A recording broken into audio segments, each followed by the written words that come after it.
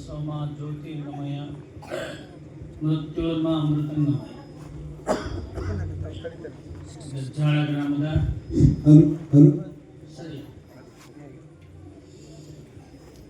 ಸಿದ್ಧಾರೂಢ ಮಠದ ಇವರಿನ ಪರಮ ಪೂಜ್ಯ ಶ್ರೋತ್ರಿಯ ಬ್ರಹ್ಮನಿಷ್ಠ ಸದ್ಗುರು ಪ್ರಣವಾನಂದ ಮಹಾಸ್ವಾಮಿಗಳ ದಿವ್ಯ ಚರಣದಲ್ಲಿ ಪ್ರಣಾಮಗಳನ್ನು ಸಲ್ಲಿಸಿ ಮತ್ತೋರ್ವ ಪೂಜ್ಯರ ಪಾದಗಳಿಗೂ ಶರಣ ಸಮರ್ಪಣೆಯನ್ನು ಸಲ್ಲಿಸ್ತೇನೆ. ವೇದಿಕೆ ಮೇಲಿರುವಂಥ ಎಲ್ಲ ಅತಿಥಿ ಮಹೋದಯರು, ಜ್ಞಾನವನ್ನು ಉಣಬಡಿಸಿರುವಂಥ ಎಲ್ಲ ಹಿರಿಯ ಬಂಧುಗಳಿಗೆ, ಸಂಗೀತಗಾರರ, ಪತ್ರಕರ್ತ ಬಂಧುಗಳೇ, ತಮಗೆಲ್ಲರಿಗೂ ಸಹಿತ ವಂದನೆ. ಆಗಮಿಸಿರುವಂಥ ದೊಡ್ಡ ಸಂಖ್ಯೆಯಲ್ಲಿರುವ ನನ್ನೆಲ್ಲ ಮಾತಾ ಭಗಿನಿಯರೇ, ಸಮಾಜ ಬಾಂಧವರೇ, ತಮಗೂ ಕೂಡ ಪ್ರಣಾಮ.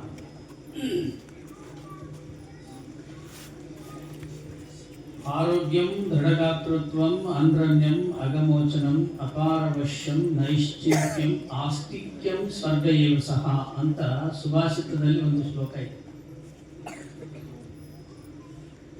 ಆ ಶ್ಲೋಕವನ್ನು ಕುರಿತು ಮುಂದೆ ಹೇಳುವ ಮೊದಲು ಪ್ರಾರಂಭದಲ್ಲಿ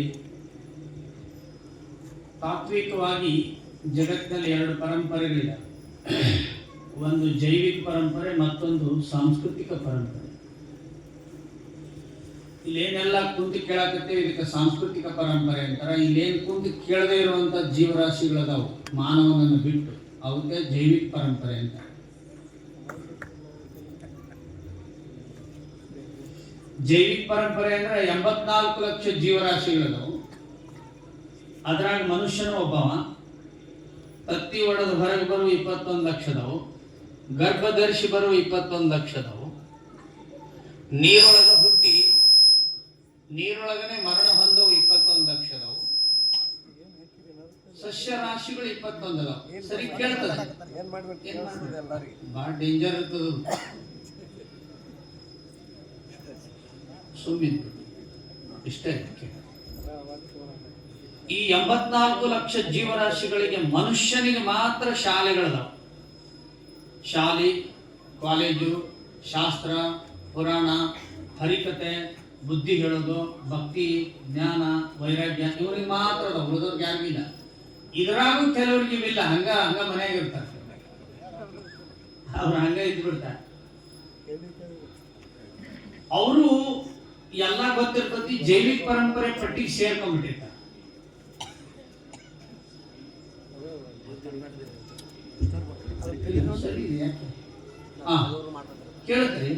ಕೇಳ್ತಾ ಇದೆ ಅಲ್ವಾ? ಎಲ್ಲರೂ ಕೇಳ್ತದಲ್ರಿ? ಬಿಡಿ ಏನಾಗಲ್ಲ, ಬಿಡಿ, ಬೇಡ, ಬಂದ್ ಮಾಡಿ.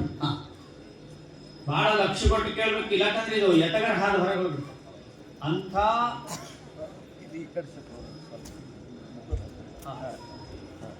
ಅಂಥ ವಿಷಯವನ್ನ ಈಗ ನಮ್ಮ ಹಿರಿಯರು ವ್ಯಕ್ತಪಡಿಸಿದ್ರು. ಸಾಮಾನ್ಯ ಸಂಗತಿ ಅಲ್ಲ ಇದು. ಅದನ್ನು ಕೇಳುವಾಗ ನನಗೇನು ಅನಿಸ್ತು ಅಂದರೆ, ಒಂದ್ಸಾರಿ ಹುಲಕೋಟಿಯಲ್ಲಿ ಒಂದು ಕಾರ್ಯಕ್ರಮ ನಡೆದಿತ್ತು, ಬಹಳ ದೊಡ್ಡದು. ಅಲ್ಲಿ ನಾನು ಇದ್ದೆ ವೇದಿಕೆ ಮೇಲೆ. ಅಲ್ಲಿ ಯಾರು ಬಂದಿದ್ರಂದರೆ, ಸಾನ್ನಿಧ್ಯವನ್ನು ಬೆಂಗಳೂರಿನ ಹತ್ರ ಇರುವಂಥ ಆದಿಚುಂಚನಿಗೆ ಮಠದ ಹಿಂದಿನ ಸ್ವಾಮೀಜಿಯವರು ಬಂದಿದ್ರು. ಬಾಲಗಂಗಾಧರನಾಥ ಸ್ವಾಮೀಜಿಯವರು ಬಂದಿದ್ರು. ಸಿದ್ದೇಶ್ವರ ಅಪ್ಪಾಜಿ ಇದ್ರು ವೇದಿಕೆ ಮೇಲೆ. ಕೊನೆಯ ಭಾಷಣದಲ್ಲಿ, ಕೊನೆಯ ಆಶೀರ್ವಚನದಲ್ಲಿ ಪರಮ ಪೂಜ್ಯರು ಹೇಳಿದರು, ಉತ್ತರ ಕರ್ನಾಟಕ ಭಾಗದಲ್ಲಿ ಕಳೆ ತೆಗೆಯುವ ಹೆಣ್ಮಗಳಿಗೆ ಗೊತ್ತಿರೋ ವಿಷಯ ದಕ್ಷಿಣ ಕರ್ನಾಟಕದ ಸ್ವಾಮಿಗಳಿಗೆ ಗೊತ್ತಿಲ್ಲ ಅಂತ ಹೇಳಿದ್ರು. ಅದನ್ನ ಯಾಕೆ ಉಲ್ಲೇಖ ಮಾಡಿ ಹೇಳಿದ್ರಂದ್ರೆ, ಚಿಲಕವಾಡದಲ್ಲಿ ನಿಜಗುಂಡ್ರು ಹುಟ್ಟ್ಯಾರಂದ್ರು ಸಹಿತ ಅವ್ರನ್ನ ಸರಿಯಾಗಿ ಉಪಯೋಗಿಸಿಕೊಂಡಿರೋರು ಉತ್ತರ ಕರ್ನಾಟಕದವರು ಅಂತ ಹೇಳಿದ್ರಲ್ಲಿ. ನಾನು ಚಿಲಕವಾಡಕ್ಕೆ ಹೋಗಿದ್ದೆ, ಒಂದ್ ದಿವ್ಸ ಪೂರ ಇದ್ದೆ.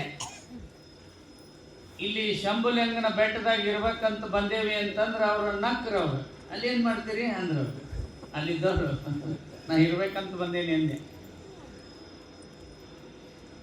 ಅದಕ್ಕೆ ಇದನ್ನ ಕೇಳಿದ್ರೆ ಏನಾಗ್ತದಂದ್ರ, ಸಾಂಸ್ಕೃತಿಕ ಪರಂಪರೆ ಅಂತಂದ್ರ ಇಷ್ಟೊತ್ತನ ಹೇಳಿದ್ರಲ್ಲ, ಯಾವ ಕಾರಣಕ್ಕೆ ಮನುಷ್ಯ ಹುಟ್ಟ್ಯಾನ ಅದನ್ನು ಹುಡುಕೊಂಡು ಹೋಗೋದಕ್ಕೆ ಸಾಂಸ್ಕೃತಿಕ ಪರಂಪರೆನೇ ಕರ್ಕೊಂಡು ಹೋಗ್ತದೆ, ಉಳಿದದ್ದು ಯಾವುದು ಕರ್ಕೊಂಡು ಹೋಗಂಗಿಲ್ಲ.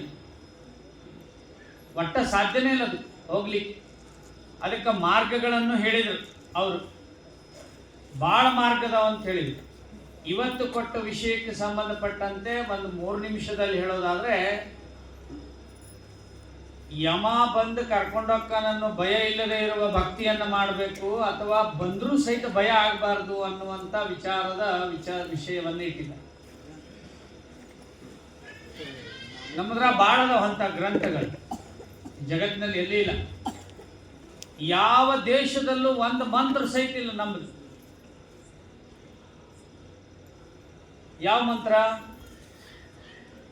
ಸರ್ವೇ ಭವಂತು ಸುಖಿನಃ, ಸರ್ವೇ ಸಂತು ನಿರಾಮಯ, ಸರ್ವೇ ಭದ್ರಾನಿ ಪಶ್ಯಂತು ಮಾ ಕಶ್ಚಿತ್ ದುಃಖ ಭಾಗ್ ಭವೇತ್. ಯಾವ ದೇಶದಾಗೂ ಇಲ್ಲಿ ಸಾಧ್ಯನೇ ಇಲ್ಲ ಇರ್ಲಿಕ್ಕೆ. ಯಾಕೆ? ಅದನ್ನು ಮಾಡಂಗಿಲ್ಲ ಅವರು, ಅದಕ್ಕೆ ಅದನ್ನು ಬರ್ದೇ ಇಲ್ಲ. ಮಾಡಿದ್ರೆ ಬರೀತಾರೆ. ಇಂಗ್ಲಿಷ್ ಭಯಂಕರ ಹುಚ್ಚಿಗೆ ಎಲ್ಲರಿಗೂ, ಎಲ್ಲ ಹಳ್ಳಿಯಾಗ ಸಹಿತ ಇಂಗ್ಲಿಷ್ ಆಗಿ ಡಿಕ್ಷನರಿ ಬೆಳ್ತಾನ ಹುಡುಕ್ರಿ, ಅದ್ರ ಪುಣ್ಯ ಅಂತ ಶಬ್ದ ಇಲ್ಲ. ಯಾಕಿಲ್ಲ? ಮಾಡಂಗಿಲ್ಲ, ಬರ್ದಿಲ್ಲ. ಪಾಪ ಅಂತ ಐತಿ, ಅದಕ್ಕೆ ಬರ್ದಾರ. ಸಿನ್ ಅಂದ್ರೆ ಪಾಪ, ಗುಳಿಗೆ ಮೇಲೆ ಅದ ನೋಡ್ರಿ, ಅಂದ್ರೂ ಸಿನ್ನು ಅನ ಸಿನ್ನು. ಅವ್ರ ಪುಣ್ಯ ಅಂದ್ರೆ ಗೊತ್ತಾಯಿಲ್ಲ, ಅದಕ್ಕೆ ಅವ್ರು ಆ ಶಬ್ದನ ಬರ್ದಿಲ್ಲ. ಇನ್ನೂ ಬಹಳ ಬರ್ದಿಲ್ಲ. ನಾವು ಇಂಗ್ಲಿಷ್ ಭಾಷೆಗನ್ನ ವಿರೋಧ ಮಾಡೋದಿಲ್ಲ. ಇಂಗ್ಲಿಷ್ ನಲ್ಲಿ ಒಂದು ಸಂಸ್ಕೃತಿ ಇದೆ, ಅದನ್ನ ನಾವು ವಿರೋಧ ಮಾಡ್ತೀವಿ. ಯಾಕೆ? ಆ ಭಾಷೆಯಲ್ಲಿ ಸಂಸ್ಕೃತಿ ರಹಿತ ಭಾಷೆ ಆಗಿರೋದ್ರಿಂದ ನಮ್ಮನ್ನು ಹಂಗ ಮಾಡಕತ್ತದ. ಒಂದು ಮಂದಿಗೆ ಹೇಳಿದ್ರೆ ನೋವು ಆಗ್ತದೆ. ಅವರು ಅವ್ಗ ಮಮ್ಮಿ ಅಂತ. ಯಾಕೆ? ಮಮ್ಮಿ ಅಂದ್ರ ಅವ್ರ ದೃಷ್ಟಿಯೊಳಗ ಹೆಣ ಇದ್ದಂಗ, ಅದಕ್ಕೆ ಮಮ್ಮಿ ಅಂತ. ಅಂದ್ರೆ ಆಕಿ ಬೇಡ ಅಂತ ಆಕಿ ಮೊದಲು ಎತ್ಕೊಳ್ಳಂಗೇ ಇಲ್ಲ, ಹಾಲ ಕುಡ್ಸಂಗಿಲ್ಲ, ಸಂಡಾಸ್ ಬೆಳೆಯಂಗಿಲ್ಲ, ಬೇರೆದವ್ರ ಕೈ ಕೊಟ್ಟಿರ್ತಾರೆ, ಅದಕ್ಕೆ ಅವ್ರೆಲ್ಲರೂ ಹೆಣ ಅಂತಾರೆ. ಅದನ್ನ ಮಮ್ಮಿ ಅಂತಾರೆ ಇಂಗ್ಲಿಷ್ನ. ನಮ್ಮರು ನಮ್ಮ ತಾಯಂದ್ರೆ ಎಷ್ಟು ಚಲೋ ಅದಾರ ಅಂತಂದ್ರೆ, ಎಷ್ಟು ಸರಿ ಆ ಹುಡುಗ ಹೊಲಸು ಮಾಡಿದ್ರು ಇವ್ರು ಒಟ್ಟ ನೋವು ಮಾಡ್ಕೊಳ್ಳೋದಿಲ್ಲ, ಆದ್ರೂ ಅವರು ಮಮ್ಮಿನ ಅನಿಸ್ಕೊಳಕತ್ತಾರೆ. ಇಂಗ್ಲಿಶಿನ ಹುಚ್ಚ. ಈಗ ಈ ಭಕ್ತಿ ಅನ್ನುವಂಥದ್ದು ಭಾರತ, ಅದ್ರಾಗ ಕರ್ನಾಟಕದಾಗನ ಅದ್ರ ಬೀಜ ಇರೋದಂತ. ಭಕ್ತಿ ಗಿಡ ಎಲ್ಲ ಬೇರೆದವ್ರು ಬೆಳ್ಕೊಂಡ, ಭಕ್ತಿ ಬೀಜನೇ ಇದ್ದದ್ದೇ ಇಲ್ಲೇ ಕರ್ನಾಟಕದಾಗ ಅಂತ. ಅಂತ ಭಕ್ತಿ ಅದ್ರೊಳಗ ನವವಿಧ ಭಕ್ತಿ ಅದ.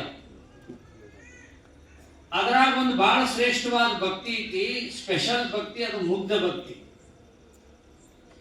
ಯಾರ್ಯಾರಿಗೆ ದೇವರು ದರ್ಶನ ಕೊಟ್ಟಾನ, ಮುಗ್ಧರಿಗೆ ದೌಡ್ ಕೊಟ್ಟಾನ, ಉಳಿದವ್ರಿಗೆ ದೌಡ್ ಕೊಟ್ಟಿಲ್ಲ. ಸಮರ್ಥ ರಾಮದಾಸರ ಆಶ್ರಮದಲ್ಲಿ ಒಬ್ಬ ಮುಗ್ಧಿದ್ದ. ಇದನ್ನೆಲ್ಲರೂ ಲಕ್ಷ್ಯ ಕೊಟ್ಟು ಕೇಳ್ರಿ, ಎಲ್ಲರಿಗೂ ಮಾಡ್ಲಿಕ್ಕೆ ಅವಕಾಶ ಇರ್ತದೆ, ಬರ್ತದೆ. ಕಾಲ ಕಲುಷಿತ ಆಗಿದೆ, ವಾತಾವರಣ ಕಲುಷಿತ ಆಗಿದೆ. ಹೀಗಾಗಿ ನಮ್ಮನ್ನ ಅದು ಅಷ್ಟು ಗಂಭೀರವಾಗಿ ಕುಂದ್ರಾಕ್ ಬಿಡಲ್ಲ ಅಂತ ಪರಿಸ್ಥಿತಿಯಾಗಿ ನಾವು ಆಗಿಲ್ಲ. ಒಂದು ಮೊಬೈಲು, ಒಂದು ಲ್ಯಾಪ್ಟಾಪ್, ಒಂದು ಟಿವಿನೋ, ಒಂದು ಊರು ಸುದ್ದಿಯೋ, ಒಂದು ಪಂಚಾಯತಿ ಸುದ್ದಿಯೋ, ಒಂದು ಅಕ್ಕಿ ಸುದ್ದಿಯೋ, ಒಂದು ಮೊಟ್ಟೆ ಸುದ್ದಿಯೋ, ಒಂದು ಕೇಜ್ರಿವಾಲ್ನ ಸುದ್ದಿಯೋ, ಒಂದು ಟ್ರಂಪ್ನ ಸುದ್ದಿಯೋ ಎಲ್ಲ ಬಂದು ಚಿಕ್ಕೊಂಡು ಏನಾಗಿತ್ತು, ಮಂಗ್ಯ ಗಿಡದಾಗಿದ್ದು ಹಣ್ಣು ತಿನ್ನಲಾರ್ದ ಸತ್ತು ಹೋಗುವಂಗಾಗಿತ್ತು. ಮಂಗ್ಯ ಗಿಡದಾಗ ಐತಿ ಹಣ್ಣು ತಿನ್ನೋದು, ಆಮೇಲೆ ಹೇಳ್ತೀನಿ ಅದನ್ನ ಹೆಂಗೆ. ಇವರು ಸಮರ್ಥ ರಾಮದಾಸರು ಏನ್ ಮಾಡಿದ್ರು ಅಂದ್ರೆ, ಶಿಷ್ಯರನ್ನ ಕರ್ಕೊಂಡು ಮುಗ್ಧನಾಗಿರೋವನ್ನ ಅಲ್ಲೇ ಬಿಟ್ಟು ನಾವು ಕಾಶಿಗೆ ಹೋಗಿ ಬರ್ತೀವಿ ಅಂತ ಹೋದ್ರು. ಆಯ್ತರಪ್ಪ ಹೋಗಿ ಬರ್ರಿ ಅಂದ್ರು. ಹೋಗುವಾಗ ಆಡ್ಸಾಡ್ಕೊಂತ ಹೋದ್ರು. ಇಲ್ಲೇ ರಾಮ, ಲಕ್ಷ್ಮಣ, ಸೀತಾ, ಹನುಮಂತ ಕುಂತಾರ, ನೀನು ದಿನ ಇದನ್ನ ಆಶ್ರಮ ಸ್ವಚ್ಛವಾಗಿಟ್ಕೋ, ಅಡಿಗೆ ಗಿಡಿಗೆ ಮಾಡಿ ದೇವ್ರಿಗೆ ಎಡಿ ಮಾಡೋ, ಮತ್ತು ಅವ್ರಿಗೂ ಒಂದು ಸ್ವಲ್ಪ ತಿನ್ಸು ಅಂತ ಹೇಳಿ ಅಂದಂತ. ಅದ್ರಾಗ ಶಿಷ್ಯ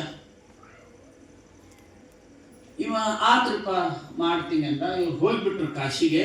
ಇವ್ ಎಡಿ ಮಾಡಿದವನ ಮುಂದಿಟ್ಟು ಅವ್ರು ಹೇಳುವಾಗ ತಿನ್ರಿ ಅಂದ ರಾಮ. ಅವ್ರು ಹೆಂಗ್ ತಿಂತಾರ? ನಾವು ರಂಗ ಸರಿ ಹೋಗ್ತೀವಿ, ಇಲ್ಲಿ ತಂದು ಯಾರು ತಿಂತಾವ? ಯಾವ ದೇವರು ತಿನ್ನೋದಿಲ್ಲ. ತಿನ್ನೋದಾಗಿದ್ರೆ ಗಂಟೆ ಹತ್ತಾಗಿರ್ತದೆ, ಎಡಿ ನಮ್ಮ ಕಡೆ ಇರ್ತದೆ. ತಿಂದಿದ್ರೆ ಕೊಡೋದೇ ಇಲ್ಲ. ಮತ್ತೆ ನೀವು ತಿನ್ಲಿಲ್ಲ ಅಂದ್ರೆ ಭಾಳ ತತ್ ನಾ ಕುಂತ್ ತಿನ್ಲಿಲ್ಲ ಅಂದ್ರೆ ಮತ್ತೆ ನಾನು ಊಟ ಮಾಡೋದಿಲ್ಲ ಅಂದಿಲ್ಲ. ಮುಗ್ಧ. ಬಹಳ ಹೊತ್ತಾದ್ಮೇಲೆ ರಾಮ ಸೀತಾನಂತಕ್ಕೆ ಹೊಳ್ಳಿ ನೋಡಿದ್ನಂತ. ಏನ್ ಪಾಪ ಅವರು ನನ್ನನ್ನು ನೋಡಕ್ ಅಲ್ಲಿ ಮಟ್ಟ ಹೋಗ್ಯಾರ, ಈ ಮುಗ್ಧನ್ ಬಿಟ್ಟು ಹೋಗ್ಯಾರ. ಈ ಮುಗ್ಧ ಭಕ್ತಿಗೆ ನಾವು ಒಂದಿಷ್ಟು ಪ್ರೀತಿ ತೋರ್ಸಬೇಕಾಗ್ತದೆ, ತಿನ್ನೋನೇನು ಅಂದ ರಾಮ. ಲಕ್ಷ್ಮಣನ್ ಕೇಳಿದ, ಹನುಮಂತನು ಕೇಳಿದ. ಪಾಪ ಇವನಿಗೆ ನಾವು ತಿನ್ಲಿಲ್ಲ ಅಂದ್ರೆ ಅವನು ಊಟ ಮಾಡೋದಿಲ್ಲ ಅಂತ ತಿಂದು ಬಿಡೋನ್ ತಗೋರ 4 ಮಂದಿ ಊಟ ಮಾಡಿಬಿಟ್ರು. ಊಟ ಮಾಡಿದ್ರು ಮತ್ತೆ ಸಂಜೆ ಮುಂದೆ ಮತ್ತೆ ಅಡಿ ಮಾಡಿದ. ನಾ ದಿನ ತರವನಾರೇ ಮುಂಜಾನೆ ಸಂಜೆ ಮುಂದೆ ಅಂದ್ಕೂಳೆ ಮತ್ತೆ ತಂದಿಟ್ಟ. ಇದು ಬಂತ ಹಣಗಲ್ಲ ಅಂತೇಳಿ ಮತ್ತೆ ತಿಂದ್ರು. ಆಮೇಲೆ ಕೇಳ್ದ, ಏನ್ ಈಗ ಸುಮ್ಮನ ರಾಮನ ಮಗ್ಗಲ್ಲಿ ನಿಂತ್ರು ಏನ್ ಬರ್ತತ್ವ, ನಾನು ಕೂಡ ಅಡಿಗೆ ಮಾಡಕ್ ಬಾ ಅಂದ ಸೀತಮ್ಮನು. ಅಡಿಗೆ ಮಾಡಿದ್ಲು, ಎಡಿ ಮಾಡಿದ್ಲು. ಮಾಡಿಂದ ಯಾವಾಗ ಆಕೆ ಅಡಿಗೆ ಮಾಡಿದ್ಲು, ಇವ ಏನಂದ, ನೀ ಮಾಡಿ ಅಂದ್ಮೇಲೆ ನಾನಂತೂ ತಿನ್ನಕ್ ಬರೋದಿಲ್ಲ, ನಮ್ಮ ಗುರುಗಳು ತಿಂದ್ಮೇಲೆ ನಾನು ತಿನ್ನಕ್ ಬರ್ತೈತಿ, ರಾಮದಾಸರು ಊರಾಗಿಲ್ಲ ಅಂತಂದ. ಎಲ್ಲಿ ಹೋಗ್ಯಾರ ಅವರು? ಕಾಶಿಗೆ ಹೋಗಿ. ಅಲ್ಲೋ ಅಲ್ಲಿಗೆ ಹೋಗಿ ಹೆಂಗ್ ಕೊಡೋದು ಅಂದ ರಾಮ. ಅಲ್ಲ ಇವ ಲಂಕಾ ಹಾರ್ತಾನ, ಕಾಶಿಗೆ ಹೋಗಕ್ ಬರೋದಿಲ್ಲ ಅಂದ ಇವ.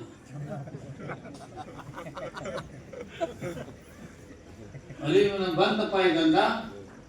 ಎಲ್ಲಾರನ್ನು ಹೆಗಲ ಮೇಲೆ ಕುಂದರ್ಸ್ಕೊಂಡು ಹನುಮಂತ ಅಲ್ಲಿ ಹೋದ. ಅಲ್ಲಿ ಹೋದ ಕೂಡಲಿನ ಗುರುಗಳೇ ಅಂತ ಹಿಂಗ್ ಎಡಿ ಹಿಡ್ಕೊಂಡಿದ್ದ. ಗುರುಗ್ ಗೊತ್ತಾಗ್ಬಿಡ್ತಿ ಏನೋ ಆಗಿದೆ ಇದು ಅಂತ ಹೇಳಿ. ಅಷ್ಟೊತ್ತಿಗೆ ಇವರೆಲ್ಲರೂ ಮಾಯ ಆಗ್ಬಿಟ್ಟಿದ್ರು. ಈ ವೃತ್ತಾಂತವನ್ನು ಹೇಳಿದ ಮೇಲೆ ಸಮರ್ಥ ರಾಮದಾಸ್ ಹೇಳ್ತಾರೆ, ಜಗತ್ತಿನಲ್ಲಿ ಭಗವಂತನ ಒಲಿಸ್ಕೊಳ್ಳೋದಕ್ಕೆ ಬಹಳ ಶ್ರೇಷ್ಠವಾಗಿರುವಂಥದ್ದು ಯಾವುದು ಅಂದ್ರೆ ನಿಷ್ಕಲ್ಮಶವಾಗಿರ್ತಕ್ಕಂಥ ಮುಗ್ಧ ಭಕ್ತಿಯೇ ಶ್ರೇಷ್ಠವಾಗಿರೋದು. ನನ್ನಂತವನಿಗೂ ತಿಳಿಲಿಲ್ಲ ಇದು, ಇವನಿಗೆ ದರ್ಶನ ಆಯ್ತು ಅಂದ್ರು. ಮುಂದೆ ಎಷ್ಟೋ ದಿನಗಳ ಮೇಲೆ ರಾಮನ ದರ್ಶನ ರಾಮದಾಸರಿಗೆ ಆಗ್ತಂತೆ. ಅದಕ್ಕೆ ಇಡೀ ದೇಶದಲ್ಲಿ ದೊಡ್ಡದಾಗಿರುವಂತ ಗುಂಪು ಯಾವುದಿದೆ ಅಂದ್ರೆ ನಮ್ಮ ದೇಶದಲ್ಲಿ ಭಕ್ತಿವಂತರ ಗುಂಪಿದೆ. ಕರ್ಮಯೋಗಿಗಳಿಗಿಂತ ದೊಡ್ಡ ಗುಂಪು ಭಕ್ತರ ಗುಂಪು ಇದೆ ನಮ್ಮ ದೇಶದಲ್ಲಿ. ಅದರಿಂದನೇ ಇದು ದೇಶ ಉಳಿದಿದೆ. ಇಂಥ ಸಿದ್ಧಾರೂಢರು, ರಾಮದಾಸರು, ಶಿಶುನಾಳ ಶರೀಫರು ಇಂಥವರೆಲ್ಲ ಅಲ್ಲಮರು ಆಗದೆ ಹೋಗಿದ್ರೆ ಈ ದೇಶವು ಇಷ್ಟೊತ್ತಿಗೆ ಮುಳುಗಿ ಹೋಗಿಬಿಡ್ತೀವಿ, ಉಳಿತಿರ್ಲಿಲ್ಲ. ಅಕಸ್ಮಾತ್ ಈ ಪರಂಪರೆ ಮುಂದುವರ್ಸ್ಕೊಂಡು ಬಂದಿರಲಿಲ್ಲ ಅಂದ್ರೆ, ಸಾಂಸ್ಕೃತಿಕ ಪರಂಪರೆ ಮುಂದುವರ್ಸ್ಕೊಂಡು ಬರಲಿಲ್ಲ ಅಂದಿದ್ರೆ, ಸಂತರು, ಸ್ವಾಮಿಗಳು, ಜ್ಞಾನಿಗಳು, ಯೋಗಿಗಳು ನಮ್ಮ ದೇಶದಲ್ಲಿ ಸಾಂಸ್ಕೃತಿಕ ಪರಂಪರೆಯಲ್ಲಿ ಬಂದಿರಲಿಲ್ಲ ಅಂತಿದ್ರೆ ಇಷ್ಟೊತ್ತಿಗೆ ಆದಿಮಾನವರ ದೇಶ ಆಗಿ ಹೋಗಿಬಿಡ್ತೀವಿ.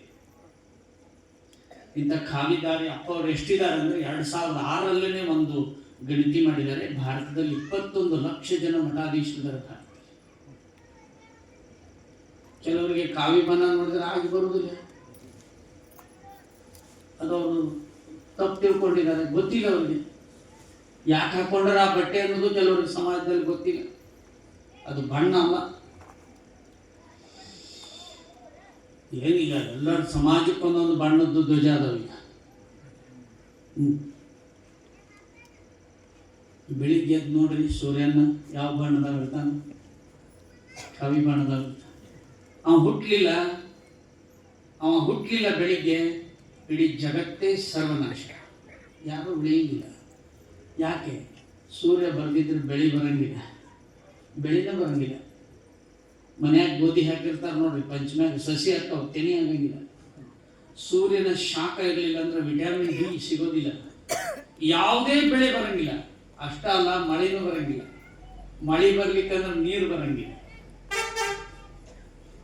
ಹಿಮೋಗ್ಲೋಬಿನ್ ಕಡಿಮೆ ಆಗೈತೆ ಅಂತ ಗುದ್ದಾಡ್ತಾರ, ಬಿಸಿಲಿಗೆ ಹೋಗಂಗಿಲ್ಲ. ಬಿಸಿಲಿಗೆ ಹೋದ್ರೆ ಹಿಮೋಗ್ಲೋಬಿನ್ ಬರ್ತದೆ. ಅಷ್ಟೇ ಅಲ್ಲ, ನಾಳೆ ಹೋಗಿ ನೆಟ್ಟಿನೊಳಗೆ ಅದನ್ನ ನೋಡೋ ಬದ್ಲಿ ಸೂರ್ಯೋಪಾಸನೆ ಅಂತ ಹೊಡೆಯಿದೆ. ನಮ್ಮ ಮನೆಕವಾಡ ಶ್ರೀಗಳ ದಿವಸಕ್ಕೆ 3 ತಾಸು ಸೂರ್ಯನ ಬಿಸಿಲಿಗೆ ಹೋಗಿ ಕುಂತು ಒಳಗೆ ಬಂದ್ಬಿಡ್ತಿದ್ರು. ಎಷ್ಟೋ ವರ್ಷಗಳ ಕಾಲ ಊಟ ಮಾಡಿದ್ರು. ಸೂರ್ಯೋಪಾಸನೆ ಅಂದ್ರೆ ಸೂರ್ಯನ ಶಾಖದಲ್ಲಿಯೇ ಮನುಷ್ಯನಿಗೆ ಆಹಾರ ಉತ್ಪಾದನೆ ಆಗುತ್ತೆ. ಅಗ್ನಿಬಲ ಜಾಸ್ತಿ ಆಗುತ್ತೆ. ಈ ಸೋಲಾರ್ ವಾಟರ್ ಹೀಟರ್ ಹಾಕ್ತಾರೆ, ಸೂರ್ಯನ ಶಾಖದಿಂದ ನೀರು ಬಿಸಿ ಆಗ್ತದೆ. ಅಡಿಗೆ ಮಾಡಿದಾಗ ಅದ್ಭುತವಾದಂತ ಅಡಿಗೆ ಆಗ್ತದೆ ಆ ನೀರಿನಲ್ಲಿ. ಸೂರ್ಯ ಹುಟ್ಟದೆ ಹೋದ್ರೆ ಯಾವ ಹೂವುಗಳು ಬರೋದಿಲ್ಲ, ಯಾವ ದುಂಬಿಗಳು ಇರೋದಿಲ್ಲ, ಯಾವ ಮಾನವರು ಇರೋದಿಲ್ಲ, ಯಾವ ಬಣ್ಣಗಳು ಬರೋದಿಲ್ಲ, ಆಹಾರವೂ ಇಲ್ಲ, ನೀರು ಇಲ್ಲ. ಮತ್ತೆ ಸೂರ್ಯ ಎಷ್ಟು ದೂರದನಂತೆ ಯಾರಿಗೂ ಗೊತ್ತಿಲ್ಲ. ಸೂರ್ಯ ಎಷ್ಟು ದೊಡ್ಡವನಂತೆ ಯಾರಿಗೂ ಗೊತ್ತಿಲ್ಲ. ಸೂರ್ಯ ಯಾವ ಶಬ್ದವನ್ನ ಬಳಸ್ತಾನೆ ಅಂತ ಗೊತ್ತಿಲ್ಲ. ದ ಸೌಂಡ್ ಆಫ್ ಸನ್ ಅಂತ ಹೊಡೀರಿ ನೀವು, ನೆಟ್ ಅಲ್ಲಿ ಬರ್ತದೆ. ಸೂರ್ಯ ತಿರುಗುವಾಗ ಓಂ ಅಂತ ಶಬ್ದ ಬರ್ತದೆ, ಅದ್ಭುತವಾಗಿ ಓಂ ಅಂತ ಶಬ್ದ ಬರ್ತದೆ. ಅವನ ಶಬ್ದ ಓಂ ಅನ್ನೋದನ್ನ ಮಹಾಭಾರತ ಕಾಲದಲ್ಲಿ ಕೃಷ್ಣ ಪರಮಾತ್ಮ ಹೇಳಿದ್ದಾನೆ. ಸೂರ್ಯನು ಓಂಕಾರವನ್ನ ನುಡಿಸ್ತಾನೆ ಬರ್ತಾನೆ. ಅದು ನಿಜವೋ ಸುಳ್ಳು ಅಂತ ಹೇಳಿ ಅಮೆರಿಕದ ಒಂದು ವೈಜ್ಞಾನಿಕ ಸಂಸ್ಥೆ ಒಂದು ಉಪಗ್ರಹವನ್ನ ಬಿಟ್ಟಾಗ ಅದು ಸೌಂಡ್ ಅನ್ನು ತಗೊಂಡು ಬಂತು ಕೆಳಗಡೆ. ಅದು ಓಂ ಅನ್ನೋ ಶಬ್ದವೇ ಅದರಲ್ಲಿ ಬಂದಿದೆ.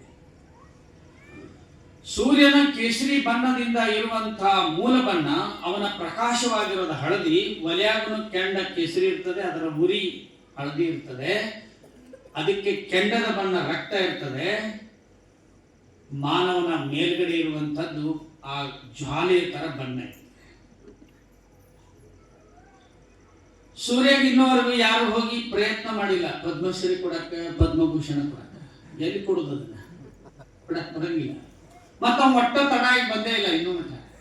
ನಮ್ಮ ತರ ಒಬ್ಬೊಬ್ರು ತಡಾಗಿ ಬರ್ತಾರೆ, ಇನ್ನು ಕೆಲವರು ಕರೆಕ್ಟ್ ಬರ್ತಾರೆ. ಕೆಟ್ಟ ಹೋಗತ್ರಿ ಅಂತ ಹೇಳಿ ಪುಣ್ಯಾತ್ಮರು.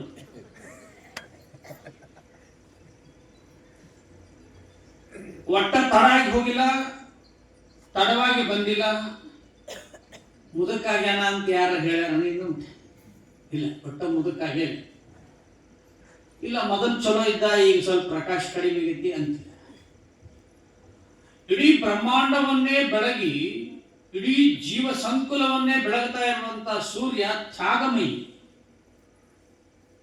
ಅಷ್ಟೇ ಅಲ್ಲ, ತ್ಯಾಗ, ಶೌರ್ಯ, ಪರಾಕ್ರಮ, ಬಲಿದಾನ, ಪರಿಶುದ್ಧತೆ, ಬಂಗಾರವನ್ನ ಅದ್ರಾಗ ಏನೈತೆ ಅಂತ ತೆಗಿಬೇಕಾದ್ರೆ ಅದನ್ನ ಕೆಂಡದಾಗ ಇಡಬೇಕಾಗ್ತದೆ. ಅನ್ನ ಬೆಂದಬೇಕಾದ್ರೆ ಒಲಿ ಮೇಲೆ ಇಡಬೇಕಾಗ್ತದೆ. ಆ ಸೂರ್ಯ ಯಾವುದೇ ಪ್ರಶಸ್ತಿಯನ್ನ ತೆಗೆದುಕೊಳ್ಳಲಾರದೆ, ಏನೂ ಲಾಭ ಇಲ್ಲದೆ ಜಗತ್ ಹೆಂಗ್ ಬೆಳಗ್ತಾನಲ್ಲ, ಅವ ಜಗತ್ ಬೆಳಗ್ತಾನ. ನಮ್ಮೊಳಗೆ ಗೊತ್ತಿಲ್ಲದ ಹೃದಯದೊಳಗೆ ಅಜ್ಞಾನ ಇರ್ತದೆ, ಅದನ್ನ ಬೆಳಗಾಕ್ ಸ್ವಾಮಿಗಳು ಆ ಬಣ್ಣದ ಅರಿವಿ ಹಾಕೊಂಡ. ಅವ ಹೊರಗಿನ ಕತ್ತಲ ಅಂತ ತೆಗಿತಾನ, ಇವರು ಒಳಗಿನ ಕತ್ತಲು ತೆಗಿತಾನ. ಕಟ್ಟ ಕಡೆ ಎಲ್ಲ ದವಾಖಾನೆ ಮುಗಿದ ಮೇಲೆ ಅಜ್ಜಾರ ಅಂತ ಬಂದ್ಬಿಡ್ತಾರೆ. ಯಜ್ಜ ಈ ಹುಡುಗಂದು ಒಟ್ಟು ಹೇಳ್ರಿ, ಒಟ್ಟ ಆರಾಮ ಆಗುತ್ತೆ. ಅವ್ರು ಏನು ಮಾಡಿರೋದು, ಒಂದು ದಾರ ಕಟ್ಟಿದೆ, ಅವರು ಒಟ್ಟು ತೀರ್ಥ ಕೊಡ್ತಾರೆ, ಹುಡುಗ ಆರಾಮ ಆಗ್ಬಿಡ್ತೈತಿ. ಹೆಂಗ ಆರಾಮಕತಿ? ಹೆಂಗ ಆರಾಮಕತಿ? ಹಾ, ಮನ ಏವ ಮನುಷ್ಯಾನಾಂ ಕಾರಣಂ ಬಂಧ ಮೋಕ್ಷಯೋ ಬಂಧಾಯ ವಿಷಯಾಸಕ್ತಿ ಜ್ಞಾನೇ ನಿರ್ವಿಷಯಂ ಸ್ಮೃತ. ನನಗೆ ಆರಾಮಕತಿ ಅಂತ ಅಂದ ಆರಾಮಕತಿ. ನನಗೆ ಆರಾಮಾಗಂಗಿಲ್ಲ ಅಂದ್ರೆ ಏನ್ ಕೊಟ್ಟರು ಆರಾಮ.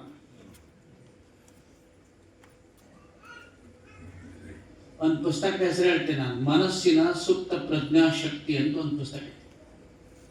ಅದು 14 ಭಾಷೆಗೆ ಭಾಷಾಂತರ ಆಗಿದೆ. ಇಡೀ ಜಗತ್ತಿನಲ್ಲಿ ಅತಿ ಹೆಚ್ಚು ಮಾರಾಟ ಆಗೋ ಪುಸ್ತಕ. ಆ ಪುಸ್ತಕದಲ್ಲಿ ಇಂಥ ಸಂಗತಿಗಳನ್ನ ಬರೆದಾಗ, ನೀನು ಅತ್ಯಂತ ಪ್ರಬಲವಾದ ಇಚ್ಛಾಶಕ್ತಿ ಉಳ್ಳಂತ ವ್ಯಕ್ತಿಯಾಗಿ ನಾನು ಹಿಂಗಾಗಬೇಕು ಅಂತ ನೀನು ಅನ್ಕೊಂಡೆ ಅಂದ್ರೆ ನೀನು ಹಾಗೆ ಆಗ್ತೀನಿ. ಆಮೇಲೆ ನೋಡ್ರಿ, ಮೊಬೈಲ್ನಾಗ ನಾನು ಒಂದು ಹೆಸರು ಹೇಳ್ತೀನಿ. ಅಮೆರಿಕಾ ದೇಶದಲ್ಲಿ ಹುಟ್ಟು ಅಂಗವಿಕಲೆಯಾದಂಥ, ಅಂದರೆ ಪೋಲಿಯೋ ಆದಂಥ ಹುಡುಗಿಯೊಬ್ಬಳು ಕಾಲುಗಳನ್ನೇ ಎರಡು ಹಿಂಗೆ ಒಕ್ಕೊಂಡು, ಕೈಗಳನ್ನ ಹಿಂಗೆ ಒಕ್ಕೊಂಡು, ಬೆನ್ನ ಎದಿ ನೆಲಕ್ಕೆ ಹಚ್ಕೊಂಡು ಹಿಂಗೆ ಬಿದ್ದಂಥ ಹುಡುಗಿ ಒಲಿಂಪಿಕ್ಸ್ ನಲ್ಲಿ ಫಸ್ಟ್ ಬಂದಾಳಕ್ಕೆ. ನಂಬ್ತಾರ? ಯಾರು ನಂಬಕ್ ಸಾಧ್ಯವ? ಇಲ್ಲ. ಒಬ್ಬರು ಡಾಕ್ಟರ್ ಹತ್ರ ಹೋಗ್ತಾರೆ, ಅವಳನ್ನ ಕರ್ಕೊಂಡು ಇವಳನ್ನ ಆರಾಮ್ ಮಾಡ್ರಿ ಅಂತ ಕೇಳಿದ್ರೆ, ಆ ಹುಡುಗಿ ಏಟಿರ್ತಾಳ, ಭಾಳ ಒಂದು 4 ವರ್ಷದಾಗ ಇರ್ತಾಳ. ಆಕೆ ಕೇಳ್ತಾಳ, ನಾನು ಒಲಿಂಪಿಕ್ಸ್ ಅಲ್ಲಿ ಓಡ್ಬೇಕಂತ ಮಾಡೀನಿ ಅಂತ ಕೇಳ್ತಾಳೆ. ಡಾಕ್ಟರ್ ಬಹಳ ಶಾಣ್ಯರಿದ್ರು ಅವರು. ನನ್ನ ಔಷಧಿಯಿಂದ ನೀನು ಓಡಕ್ ಸಾಧ್ಯ ಇಲ್ಲ, ಯಾರ ಔಷಧಿಯಿಂದನೂ ನೀನು ಓಡ್ಲಿಕ್ಕೆ ಸಾಧ್ಯ ಇಲ್ಲ, ನೀನು ಮನಸ್ಸು ಮಾಡಿದ್ರೆ ಓಡ್ತಿ ಅಂತ ಹೇಳಿದ್ರು. ಆಕೆ 21ನೇ ವರ್ಷಕ್ಕೆ ಒಲಿಂಪಿಕ್ಸ್ನ ಫಸ್ಟ್ ಬಂದಾಳ. ಆಕೆಗೆ ಶೀಲ್ಡ್ ಅನ್ನು ಕೊಡುವಾಗ ಅಮೆರಿಕದ ಅಧ್ಯಕ್ಷ ಬಂದ. ನಾವು ಹೇಳ್ತಾನೆ, ಸೂರ್ಯ ಚಂದ್ರ ಇರುವವರೆಗೆ, ಅಮೆರಿಕ ದೇಶ ಇರುವವರೆಗೂ ನಿನ್ನ ಹೆಸರೇ ಅತ್ಯಂತ ಉತ್ತುಂಗದಲ್ಲಿ ಇರ್ತದೆ ಅಂತ ಹೇಳಿದ್ದಾನೆ. ಹೆಂಗ್ ನೋಡಿದ್ಲು? ಏನೂ ಔಷಧ ಇಲ್ಲ, ಏನೂ ಔಷಧ ತಗೊಂಡಿಲ್ಲ, ಬರೀ ಪ್ರಯತ್ನ ಮಾಡಿದಾಗ. ಪ್ರಯತ್ನವೇ ಪರಮೇಶ್ವರ. ಪ್ರಯತ್ನ ಮಾಡ್ತಿರ್ತೀವಿ, ಬಿಡ್ತೇವಿ, ಪ್ರಯತ್ನ ಮಾಡ್ತೀವಿ, ಬಿಡ್ತೇವಿ, ಸಂಶಯ ಮಾಡ್ಕೊಂತೀವಿ. ಅದಕ್ಕ ಅನುಮಾನಂ ಪೆದ್ದ ರೋಗಂ ಅಂತ ತಿಳಿಬೇಕು. ಅನುಮಾನವೇ ಅತಿ ದೊಡ್ಡ ರೋಗ ಜಗತ್ತಿನಲ್ಲಿ. ಅನುಮಾನ, ಸಂಶಯ ಬಹಳ ದೊಡ್ಡ ರೋಗ. ಆಗುತ್ತಾ ಬಿಡುತ್ತಾ ಮಾಡ್ತಾ ಇರ್ಬೇಕು ಅದನ್ನ. ಈ ರೀತಿಯಲ್ಲಿ ಸಾಧನೆ ಮಾಡಿದರೆ, ಭಕ್ತಿಯನ್ನ, ಅಚಲವಾದ ಭಕ್ತಿಯನ್ನ ಮಾಡಿದರೆ, ಅದರಲ್ಲೂ ಏನು ಫಲಾಪೇಕ್ಷೆ ಇಲ್ಲದೆ ಮಾಡಿದರೆ ಅದು ನಿಶ್ಚಿತವಾಗಿ ದೊರೆಯುತ್ತದೆ ಅನ್ನುವಂಥ ವಿಷಯಕ್ಕೆ ಬಂದು, ಇದರ ಮುಂದುವರೆದ ಭಾಗದಲ್ಲಿ ಒಂದು ಆಗಲೇ ಹೇಳಿದ್ನಲ್ಲ, ನಾವು ಹೆಂಗಾಗಿಬಿಟ್ಟೇವಿ ಈಗ ನೋಡ್ರಿ. ಸಣ್ಣ ಹುಡುಗಿ ಕೈಯ ಮೊಬೈಲ್ ಇತ್ತು, ದೊಡ್ಡವ್ರು ಲಕ್ಷ ಕೊಟ್ಟು ಕೇಳ್ತಾರೆ. ಎಷ್ಟಾಗ್ಯಾವಂದ್ರೆ, ಗಿಡದಾಗನ ಮಂಗೆ ಐತಿ, ಗಿಡದ ತುಂಬ ಹಣ್ಣು ಅದಾವು, ಅದ್ರದ್ದು ಸ್ವಭಾವನ ಹಣ್ಣು ತಿನ್ನೋದು, ಅದು ಹಣ್ಣು ತಿನ್ನೋದ ಸತ್ತು ಹೊಂಟತಿ. ಮಂಗೆ ಗಿಡದಾಗ ಕುಂತಿತ್ತು, ಅತ್ತಾಗ ನೋಡುದು, ಇತ್ತಾಗ ನೋಡುದು, ಅತ್ತಾಗ ನೋಡುದು, ಇತ್ತಾಗ ನೋಡುದು ಮಾಡಾಕತ್ತಿತ್ತು. ಸುಮ್ ಕುಂದ್ರಂಗಿಲ್ಲ ಮಂಗ್ಯ. ಮಂಗ್ಯಾನ ಬಹಳ ಚಂಚಲ ಅಂತ, ಆದ್ರೆ ಅದಕ್ಕೆ ಚೋಳ ಕಡಿದ್ರೆ ಎಷ್ಟು ಚಂಚಲ ಆಕತಿ. ಹಂಗಾಗಿವಂತ ನಾವೀಗ ಚೋಳ ಕಡದಷ್ಟು ಮಂಗ್ಯ ಚಂಚಲ, ಮತ್ತು ಚೋಳ ಕಡ್ದಾಗ ಎಷ್ಟಾಗೈತೆ ಅಷ್ಟಾಗೇವಿ. ಬರೀ ಚೋಳ ಕಡ್ದಾಗ ಆಗಿಲ್ಲ ಅಂತ, ಈ ಮೊಬೈಲ್ ಬಂದ ಮೇಲೆ ಅದಕ್ಕೆ ಶೆರೆ ಕುಡಿಸ್ದಂಗೆ ಆಗೈತಂತ. ಚೋಳ ಕಡಿಸಿ ಶೆರೆ ಕುಡ್ದಂಗ ಅಷ್ಟ ಆಗಿಲ್ಲ ಅಂತ, ಮತ್ತ ಅದು ಕುಚನಾಯಿ ಕಡದತ್ತ. ಎಷ್ಟಿರ್ಬೇಕು? ಒಟ್ಟು ಎತ್ತಾಗೂ ವ್ಯಸನವೇ ಇಲ್ಲ, ಪೂರ್ತಿ ಎತ್ತೆತ್ತಗೋ ಯೋಚನೆ. ಅದು ಮಂಗ್ಯ ಕುಂತಿತ್ತು, ಹಣ್ಣು ಹರ್ಕೊಳಕ್ ಹೋಗೋದು ಬಿಟ್ಟುಕೊಟ್ಟು ಎತ್ತಾಗ ನೋಡ್ಕೊಂತ ಹಣ್ಣು ಹಿಡಿಯಕ್ ಹೋತು, ಹಾವು ಹಿಡ್ಕೊಂಡ್ಬಿಡ್ತು. ಹಾವು ಇತ್ತ ಗಿಡದ ಹಿಂಗ್ ಹಾಳು ನೋಡ್ರಾಗ ಹಾವಿನ ಹೆಡಿ ಹಿಡ್ಕೊಂಡಿತ್ತು. ಅದನ್ನ ನೋಡಿದ್ದು ಗೊತ್ತಾದಕ್ಕ ಇದು ಹಾವು ಅಂತ ಹೇಳಿ, ಅದು ಉಳಿದದ್ದೆಲ್ಲ ಹಿಂಗ ಹಾದು ಕುತ್ತಿಗೆಲ್ಲ ಸುತ್ಕೊಂಡ್ಬಿಡ್ತ. ಹಿಂಗ್ ಹಿಡ್ಕೊಂಡು ಕುಂತಿ, ಹಿಂಗ್ ಹಿಡ್ಕೊಂಡು ಕುಂತಾರಲ್ಲ ರಗಡ ಮಂದಿ ಹುಡುಗರು.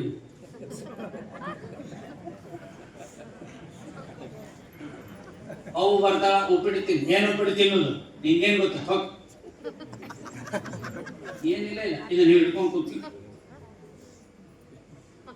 ಅದು ಒಂದು 5 ನಿಮಿಷ 10 ನಿಮಿಷ ಅಲ್ಲ, ತಾಸು 2 ತಾಸು ಆಯ್ತು, 3 ತಾಸು ಆಯ್ತು, 1 ದಿನ ಆಯ್ತು, 2 ದಿನ ಆಯ್ತು, 4 ದಿನ ಆಯ್ತು, ಹಿಂಗ ಹಿಡ್ಕೊಂಡು ಕುಂತು ಬಿಟ್ಟಿತ್ತು. ಗಿಡದ ಮೇಲಿಂದ ಮಂಗ್ಯ ತುಗುಡಿಸಿ ಬಿದ್ದು ಸತ್ತು. ಹಿಂಗ ಬಿದ್ದಿತ್ತು ಕೈ. ಅಜ್ಜಾರ್ ಹಾಗೆ ಹೊಂಟಿದ್ರು ಒಬ್ರು ಶಿಷ್ಯರ ಜೊತೆಗೆ. ಅಜ್ಜ ಇದೇನು? ಕಪಿ ಮುಷ್ಟಿ ಅಂತ ಹೇಳ್ತಾರಲ್ಲ, ಇದನ್ನ ನೋಡೋಣ. ಕಪಿ ಮುಷ್ಟಿ ಅಂತ ಒಂದು ಶಬ್ದ ಐತಿ. ಏನ್ರಿಪ್ಪ ಅಂತ ಹೇಳಿ, ಅದು ಹಣ್ಣು ತಿನ್ನಕ್ ಹೋಗಿ ಹಣ್ಣು ತಿನ್ನೋದು ಬಿಟ್ಟು ಅತ್ತಾಗಿತ್ತಾಗ ನೋಡ್ರಾಗ ಚಂಚಲದೊಳಗೆ ಮಂಗೆ ಹಾವು ಹಿಡ್ಕೊಂಡತಿ. ಅದನ್ನ ಹಿಡ್ಕೊಂಡು ಸತ್ತತಿ. ಇನ್ನೊಟ್ಟು ಬಿಡಿಸಿ ಹೇಳ್ರಿ ಅಂದ್ರು. ಹಾವು 5 ನಿಮಿಷಕ್ಕೆ ಸತ್ತತಿ, ಮಂಗ್ಯಾಗ ಗೊತ್ತೇ ಇಲ್ಲ. 5 ನಿಮಿಷಕ್ಕೆ ಸತ್ತದ ಹಾವು. ಇದು ಕೈ ಬಿಟ್ಟು ಕಡಿತಿತ್ತಂತ 4 ದಿನ ಕೂಳಿ ಬಿಟ್ಟು ಸತ್ತು ಹೋತಂತ. ಮೊಬೈಲ್ ಹಿಡ್ಕೊಂಡು ರಗಡ ಮಂದಿ ಸತ್ತಾರ. ಈಗ ಚುಟ್ಟ ಹಿಡ್ಕೊಂಡು ಸತ್ತವ್ರ ಅದಾರ, ಸಿಗರೇಟ್ ಹಿಡ್ಕೊಂಡು ಸತ್ತಾರ, ಬರೀ ಕಾಗದ ಪತ್ರ ಹಿಡ್ಕೊಂಡು ಸತ್ತಾರ ಒಂದಿಷ್ಟು ಮಂದಿ. ಒಂದಿಷ್ಟು ಮಂದಿ ಏನೇನ್ ಹಿಡ್ಕೊಂಡು ಸತ್ತಾರ ಅಂದ್ರ, ಯಾರನ್ನಾರ ಕರ್ಕೊಂಡು ಪ್ಯಾಟಿಗೆ ಹೋಗುದು, ನೀ ಕುಂಟಿದಂಗೆ ಮಾಡ, ನಿನಗೊಂದು ಇದನ್ನ ಕೊಡಿಸ್ತೀನಿ ಅಂತ ಬಸ್ನ್ಯಾಗ ಹೋಗ. ಕುಂಟು ನೀನು ನನ್ಗೊಟ್ಟು ಕೊಡಿಯಲ್ಲ. ಇಲ್ಲೈತಿ ನಿವ್ವಳ ಜ್ಞಾನ ಐತಿ. ಅಪ್ಪರ್ ಬಹಳ ಸುಂದರವಾಗಿ ಹೇಳಿದ್ರು. ಏನು ಮರಾಠಿ ಶಬ್ದ ಹೇಳಿದ್ರು. ಏನು ಇದ್ದಂಗ ಹೇಳಿದ್ರು, ತಾಯಿಗೆ ಸಹಿತ ಸಿಟ್ಟು ಬರ್ತದಂತೆ. ಮತ್ತಿನ್ ಶಾಸ್ತ್ರ ಚಲೋ ಐತೆ ಅಂತ ಹೇಳಿದ್ರೆ ತಿಳಿಲಾರ್ದಾರ ಎಷ್ಟು ಸಿಟ್ಟು ತಿಳ್ಕೊಂತಾರ ನಮ್ಮ ಮೇಲೆ. ಅದಕ್ಕೆ ಆತ್ಮಾನಂದ ಅಪ್ಪ ಹೇಳ್ತಿದ್ರ, ಶಾಸ್ತ್ರ ಅಂದ್ರೆ ಮಳೆ ಬಂದಂಗ, ನಿನ್ನ ಮೇಲೆ ಗಟ್ಟಿತ್ತು ಸೋರಂಗಿಲ್ಲ, ಇಲ್ಲಿ ಸೋರ್ತದೆ. ಸೋರುತ್ತಿ ಹುಡು ಮನೆಯ ಮಾಳಿಗೆ. ಸದ್ಯಕ್ಕಿದು ಹುಡುಗರ ಸಂತೆ, ಗದ್ದಲ್ದಾಗ ಯಾಕೆ ನಿಂತಿ? ಬದ್ನಿಕಾಯಿ ಭಾಳ ಚಲೋ ಅದಾವ ಅಂತಾರ, ಎಣ್ಣೆ ಹೊಡೆದಿರ್ತಾರ. ಚಲೋ ಅದಾವ ಅಂತ ಹೇಳ್ತಾರೆ, ನಾವು ವಂಶಾಡ ಅವನ್ನ ತಗೋತೀವಿ. ಹೀಗಾಗಿ ಒಂದು ಪ್ರಪಂಚ ಅನ್ನುವಂಥ ಸುಖರೂಪದಿಂದ ತುಂಬಿರುವಂತಹ ಪ್ರಪಂಚದಲ್ಲಿರುವ ಜ್ಞಾನವನ್ನು ಹಣ್ಣು ತಿಂದೇನೆ ಚಂಚಲ ಮಾಡಿಕೊಂಡು ಮರಣವನ್ನು ಹೊಂದಿ ಯಾಕೆ ಹುಟ್ಟೇನು ಅನ್ನೋದೇ ಮರೆತು ಬಿಡ್ತದೆ ಅನ್ನುವಂಥ ಸ್ಥಿತಿಗೆ ಇವತ್ತಿನ ಈ ಬ್ರಹ್ಮವೇದಿಕೆ ಮೇಲೆ ಸಂಬಂಧಪಟ್ಟಂತ ಸಂಗತಿಗಳನ್ನು ಹೇಳಿದ್ದೀನಿ. ನಾನು ಎಲ್ಲಾ ಕಾರ್ಯಕ್ರಮಗಳಲ್ಲಿ ಹೇಳ್ತೀನಿ, ಸಮಾಜದಲ್ಲಿ ಎಲ್ಲರಿಗೂ ಸಹಿತ ಜ್ಞಾನ ಅನ್ನೋದು ಒಂದೇ ದಿನಕ್ಕೆ ಬರೋದಿಲ್ಲ, ಒಂದೇ ಸಮಯಕ್ಕೆ ಬರೋದಿಲ್ಲ. ಎಲ್ಲರಿಗೂ ಒಂದೇ ದಿನ ಬಂದ್ರೆ ನಡೆಯಂಗೂ ಇಲ್ಲ. 1ನೇತಕ್ಕೆ ಹೋಗಿಂದನ 10ನೇತ್ ಹೋಗು, 10ನೇತ್ ಹೋಗಿಂದ ಎಲ್ಲ ವಿಷಯ ಪಾಸ್ ಆಗ, ಫಸ್ಟ್ ಕ್ಲಾಸರ್ ಆಗಲಿ ಏನಾರಾಗಲಿ. ಅದ್ರಾಗ ವಿಷಯ ಹೋದು ಅಂತಂದ್ರೆ ಮುಂದಿನ 1ನೇತ್ ಹುಡುಗ ಬರೋ ಮಟನು ಬರೀ ಅದ್ರಾಗ ಕುಂತಂದ್ರೆ ನಾವು ಮತ್ತೆ ಮುಂದೆ ಪಾಸ್ ಆಗೋದು ಮುಗ್ದ ಹೋಗ್ತೈತಿ. ಅದಕ್ಕೆ 1ನೇತ್ ಚೆನ್ನಾಗಿ ಓದಿದ್ರೆ 2 ಓದಾಕ್ ಬರ್ತೈತಿ, 2 ಓದ್ರೆ 10 ಓದಾಕ್ ಬರ್ತೈತಿ. ಯಾರ್ಯಾರಿಗೆ ಯಾವ್ಯಾವ ಪೀರಿಯಡ್ನಾಗ ಅವರಿಗೆ ಸಾಕ್ಷಾತ್ಕಾರ ಆಗತ್ತೆ ಅನ್ನೋದು ಅವರ ಪೂರ್ವಜನ್ಮದಲ್ಲೂ ಬರೆದಿರ್ತದೆ. ಇಲ್ಲ ಈ ಕಾಲದಲ್ಲಿ ಪ್ರಯತ್ನವನ್ನ ಮಾಡಿ ಭಗವಂತನ ಆಶೀರ್ವಾದ ಪಡೆದ್ರೆ ಯಾವಾಗ ಬೇಕಾದರೂ ಸಿಗ್ಬೋದು ಅನ್ನುವಂಥ ಸಂಗತಿ. ಆದರೆ ಸಾರ್ವಜನಿಕವಾಗಿ ಶಾಸ್ತ್ರವನ್ನ ಕೇಳಿದ್ರೆ, ಪುರಾಣವನ್ನ ಕೇಳಿದ್ರೆ ಮನಪರಿವರ್ತನೆ ಆಗದೆ ಹೋದ್ರೆ ಎಷ್ಟು ವರ್ಷಕ್ಕೆ ಕೇಳಿದ್ರೂ ಉಪಯೋಗ ಇಲ್ಲ. ಮಾಡಿ ಮಾಡಿ ಕೆಟ್ಟರೋ ಮನವಿಲ್ಲದೆ, ನೀಡಿ ನೀಡಿ ಕೆಟ್ಟರೋ ನಿಜವಿಲ್ಲದೆ. ಒಂದು ಪುರಾಣ ಹೇಳ್ತಿದ್ರಂತೆ, 25 ವರ್ಷ ಸತತ ಹೇಳ್ಯಾರ. 25 ವರ್ಷ ಆದ್ಮೇಲೆ ಕೇಳಿದ್ರಂತೆ, ಪುರಾಣ ಹಚ್ಚಿದಾಗಿಂದ ನಿಮ್ಮ ಊರಾಗ ಏನೇನು ಬದಲಾವಣೆ ಆಗ್ಯಾವಪ್ಪ, ಚಲೋ ಆಗ್ಯಾವ ಅಂದ್ರಂತ. ಏನು ಹಂಗೇನಾಗಿಲ್ರಿ, ಪುರಾಣ ಹಚ್ಚು ಮೊದಲನೇ ವರ್ಷ ಒಂದೇ ಸೆರೆದಂಗ ವ್ಯಕ್ತಿ 7 ಆಗ್ಯಾವ್ರೇನು, ಮತ್ತೇನು ಗುಟ್ಕಾ ಇದ್ದಿದ್ದಿಲ್ರಿ, ಜಗ್ ಗುಟ್ಕಾ ಬಂದು ಕೋರ್ಟ್ನ್ಯಾಗ ಒಂದು ಜಗಳ ಇದ್ದಿದ್ದಿಲ್ರಿ, ಭಾಳ ಕೇಸ್ ಅದಾವ. ಅಜ್ಜಾರ್ ಬಂದಿಂದನೂ ಜಗ್ಗಾಗ್ಯಾವ. ಹೆಂಗಾಗ್ಯಾವ? ಅವ್ರು ಆ ಮನೆಗೆ ಹೋಗಂಗಿಲ್ಲ, ಈ ಮನೆಗೆ ಹೋಗಂಗಿಲ್ಲ, ಆ ಮಂದಿ ಮನೆಗೆ ಹೋಗಂಗಿಲ್ಲ, ಈ ಮಂದಿ ಮನೆಗೆ ಹೋಗಿ ಜಗಳ ಹಚ್ಚಾರಿ. ಮತ್ತೇನಾಯ್ತು? ಇಲ್ಲೇನ್ ನಡೀತದಲ್ಲ ಶಾಸ್ತ್ರ, ಶ್ರೋತ್ರಿಯ ಬ್ರಹ್ಮನಿಷ್ಠ ಶಾಸ್ತ್ರ, ನಿಜಗುಣರ ಶಾಸ್ತ್ರ, ಭಗವದ್ಗೀತಾ ಶಾಸ್ತ್ರ ಏನ್ ನಡೀತದೆ ಅಲ್ಲಿ, ಇಲ್ಲಿ ಯಾವುದೇ ಕುಲ ಇಲ್ಲ, ಭಾಷೆ ಇಲ್ಲ, ಪಂಥ ಇಲ್ಲ, ಮತ ಇಲ್ಲ. ಅದಿದ್ರೆ ಅದು ಶಾಸ್ತ್ರ ಅಲ್ಲ, ಅದು ಶಸ್ತ್ರ. ಅದಿದ್ರೆ ಶಾಸ್ತ್ರನೇ ಅಲ್ಲದು, ಶಾಸ್ತ್ರವೇ ಅದು. ಅದನ್ನ ಬಿಟ್ಟು ಕೇಳೋದು ಬಿಡುದು ಒಳ್ಳೆ. ಇದಕ್ಕೆ ಸಂಬಂಧಪಟ್ಟಂತೆ ನಾವೆಲ್ಲರೂ ಸಹಿತ ಮಾಡಬೇಕಾಗಿರೋದು ಒಂದೇನು ಅಂದ್ರೆ, ಶ್ಲೋಕಾರ್ಧೇನ ಪ್ರವಕ್ಷ್ಯಾಮಿ ಯದುಕ್ತುಂ ಗ್ರಂಥ ಕೋಟಿಭಿಃ ಪರೋಪಕಾರಾಯ ಪುಣ್ಯಾಯ ಪಾಪಾಯ ಪರಪೀಡನಂ ಅಂತ ವ್ಯಾಸ ಮಹರ್ಷಿಗಳು ಹೇಳಿದ್ದಾರೆ. ಕೋಟಿ ಗ್ರಂಥಗಳಲ್ಲಿರುವ ಸಾರವನ್ನ ಅರ್ಧ ಶ್ಲೋಕದಲ್ಲಿ ಹೇಳ್ತೀನಿ ಕೇಳು. ಒಬ್ಬ ಸಾಮಾನ್ಯ ರೈತನಿಗೆ ಹೇಳಿರುವಂತ ಮಾತಿದು. ಅವ ಶಗನಿ ಹೋಗ್ಯಾಕ ತಿಪ್ಪಿಗೆ ಹೋಗಿದ್ದ, ಅವನಿಗೆ ಹೇಳ್ಯಾರ ಇವರು, ನೀನು ನನ್ನಂಗಾಗ್ಬೇಕಾದ್ರೆ ನೀನು ಇರುವಷ್ಟು ವರ್ಷ ಪರೋಪಕಾರದ ಕೆಲಸವನ್ನ ಮಾಡು. ಪರೋಪಕಾರಾರ್ಥಮಿದಂ ಶರೀರಂ. ಮತ್ ನಿಮ್ ಮಠಕ್ಕೆ ಜೋಳ ನಾವು ಕೊಡ್ತೇವ್ರಿ ಅಂದಂತ. ಬಹಳ ಚಲೋ ಅದಿ ಬಿಡಪ್ಪ, ನಾನು ನೀನು ಒಂದಂತವ. ಪರೋಪಕಾರ ಮಾಡುವುದನ್ನ ಮಾಡಿದ್ರೆ ನಿನಗೆ ನಿಶ್ಚಿತವಾಗಿಯೂ ಸುಖ ಪ್ರಾಪ್ತಿ ಆಗ್ತದೆ. ಅಜ್ಞಾನದಲ್ಲಿದ್ರೂ ಅವನು ಸುಖ ಪ್ರಾಪ್ತಿ ಆಗುತ್ತೆ. ಪರರನ್ನ ಪೀಡಿಸಿದರೆ ನರಕ ಪ್ರಾಪ್ತಿ ನಿಶ್ಚಿತವಾಗಿಯೂ ಸಹಿತ, ತಡವಾಗಿ ಆದ್ರೂ ನಿಶ್ಚಿತವಾಗಿಯೂ ಸಹಿತ. ಎಲ್ಲ ಊರಾಗ ಓದಬೇಕಾದ್ರೆ ನೋಡ್ರಿ ನೀವು ಎಷ್ಟದಾವು, 7,50,000 ಗ್ರಾಮ ಅದಾವ ಭಾರತದಲ್ಲಿ. ಯಾವುದೇ ಗ್ರಾಮಕ್ಕೆ ಹೋಗ್ರಿ, ಯಾವುದೇ ಗ್ರಾಮಕ್ಕೆ ಹೋಗ್ರಿ, ಆ ಗ್ರಾಮದಾಗ ಒಂದು ಮಾತು ಹೇಳ್ತಾರೆ, ಇವ್ರ ಮೊದಲು ಬಹಳ ದೊಡ್ಡ ಮನೆತನ್ರಿ, ಈಗ ಏನಿಲ್ರಿ, ಎಲ್ಲ ಊರಾಗ ಎಲ್ಲ ಹಾಳು ಮಾಡಿಬಿಟ್ಟಾರ. ಈಗ ಇವ್ರು ಇದ್ರಿ, ಅವ್ರದ್ದು ಹಾಳಾಗುತ್ತೆ. ಯಾಕಂಗೆ? ಮ್ಯಾಲ್ ಹೊಂಟೇವ್, ನಾವು ಭಾಳ ಮ್ಯಾಲ್ ಹೊಂಟೇವ್ ಅಂತ ಇರ್ತಾರ. ಮ್ಯಾಲ್ ಹೊಂಟ ಮೇಲೆ ಮುಂದೆ ತೆಗ್ಗೈತೆ ಅನ್ನೋದು ಗೊತ್ತಿರ್ಬೇಕು. ಇದು ಗೊತ್ತಿಲ್ಲ, ಹಂಗೆ ಮಾಡ್ತಾರೆ.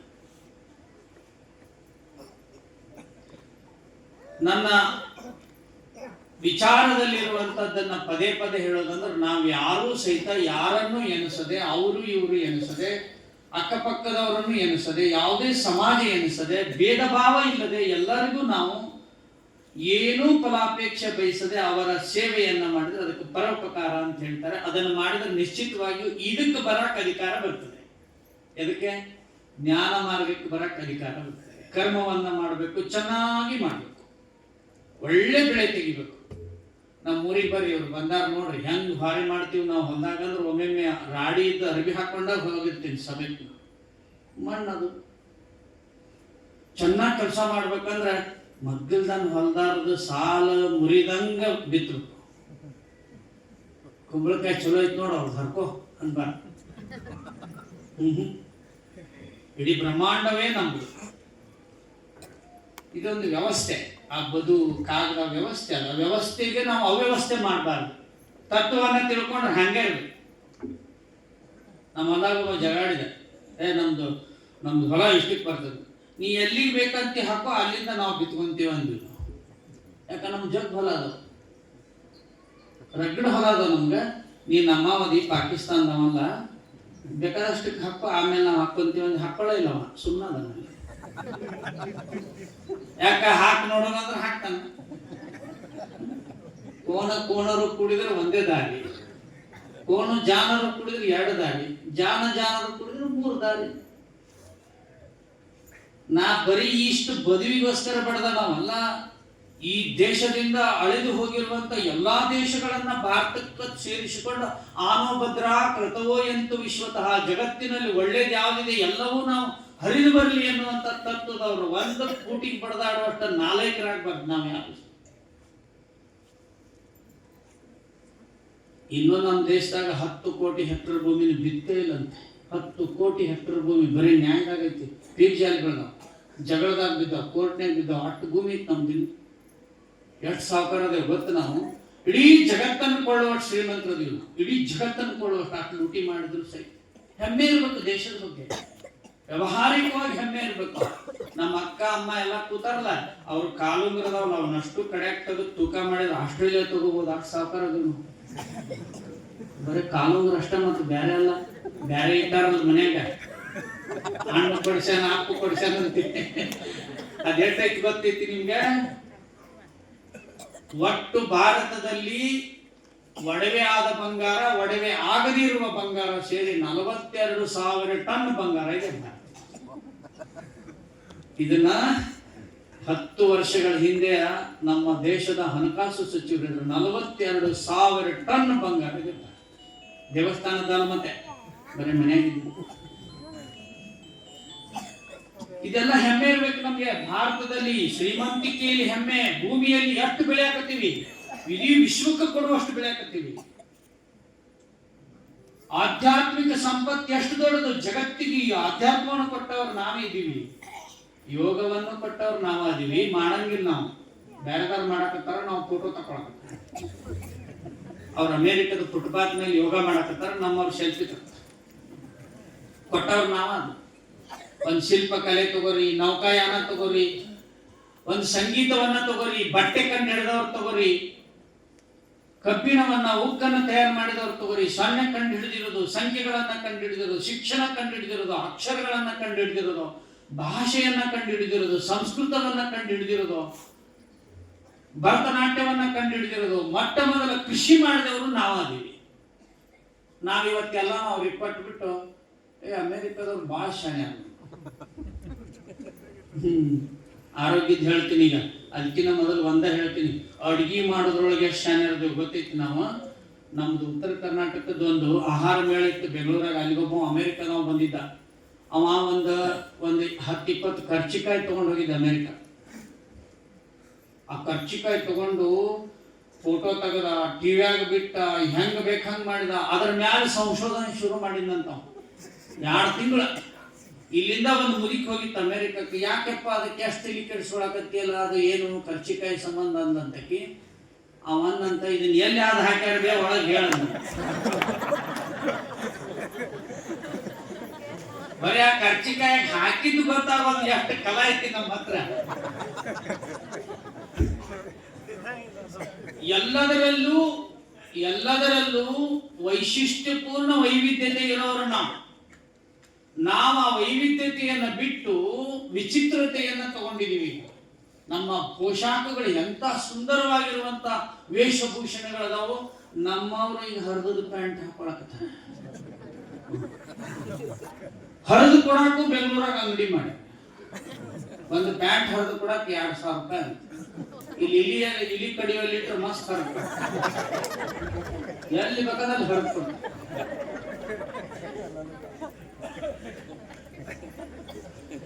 ಶಾಲಿ ಕಲ್ತ ಹುಡುಗಿ ಹುಡುಗರು ಅದರೆಲ್ಲ ನೆನ್ಪಿಟ್ಕೋರಿ. ಒಬ್ಬ ಚರಿತ್ರಕಾರ ಅಬ್ದುಲ್ಲಾ ಅಂತ ಈ ಭಾರತದ ಪ್ರವಾಸಕ್ಕೆ ಬಂದಿದ್ದ ಅರಬ್ ರಾಷ್ಟ್ರದಿಂದ. ಅವನು ಹೇಳಿದಾನೆ, ಅಕಸ್ಮಾತ್ ಬ್ರಹ್ಮಾಂಡದಲ್ಲಿ ಸ್ವರ್ಗ ಇದ್ದರೆ ಅದು ಸುಳ್ಳು, ಇದ್ದರೆ ಅದು ಭಾರತಕ್ಕೆ ಸರಿದೂಗಲಾರದು ಅಂತ ಬರೆದಿದ್ದಾನೆ.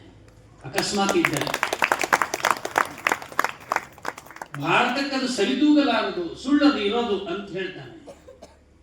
ಚೀನಾದ ಒಬ್ಬ ಯಾತ್ರಿಕ ಹೇಳ್ತಾನೆ, ಅತಿಥಿಗಳನ್ನ ದೇವರು ಅಂತ ಹೇಳಿರುವ ಏಕೈಕ ದೇಶ ಭಾರತ ಅಂತ ಹೇಳ್ತಾರೆ.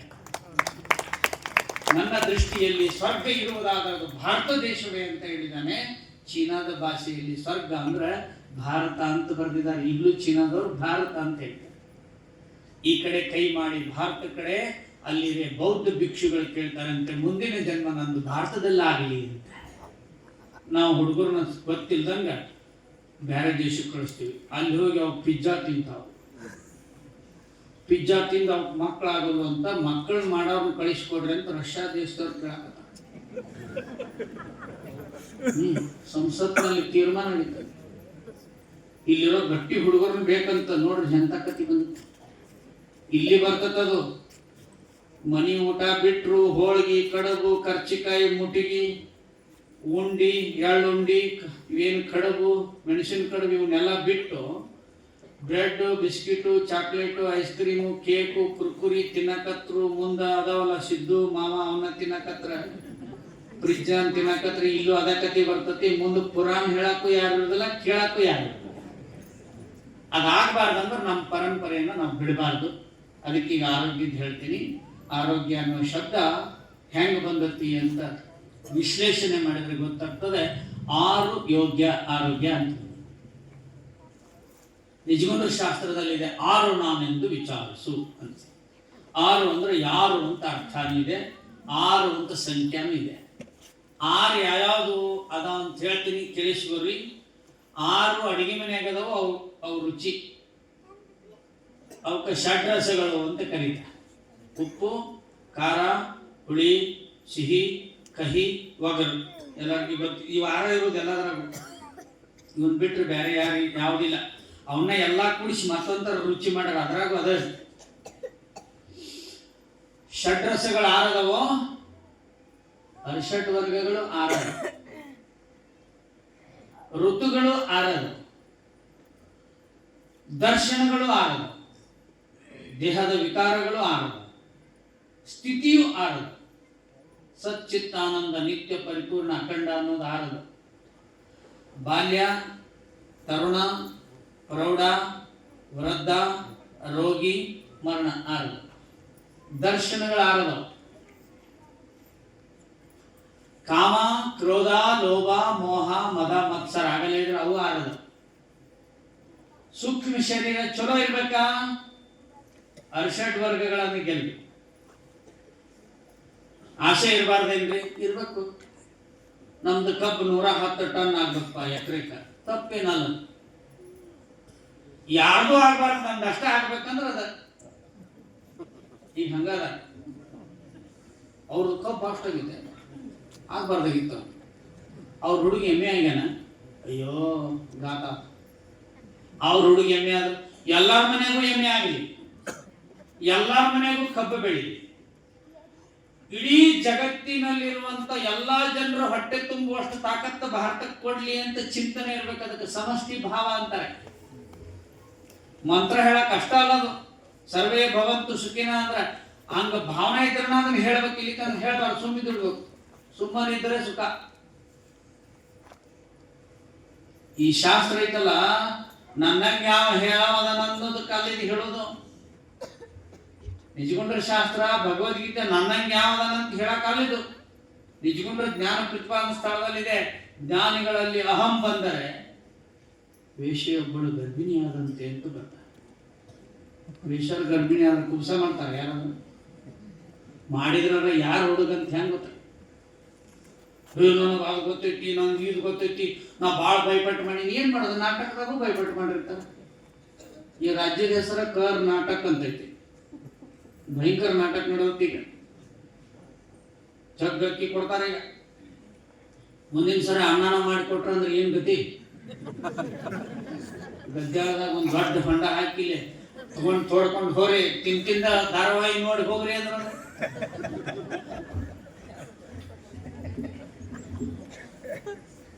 ಷಡ್ರಸಗಳ ಬಗ್ಗೆ ಹೇಳ್ತೀನಿ. ತಾಯಿಂದರು ಬಾಳ ಮಂದಿ ಇದ್ರಿ, ಬಸ್ನಾಗ ಬರೀ ಇವರು ಇರ್ತಾರೆ.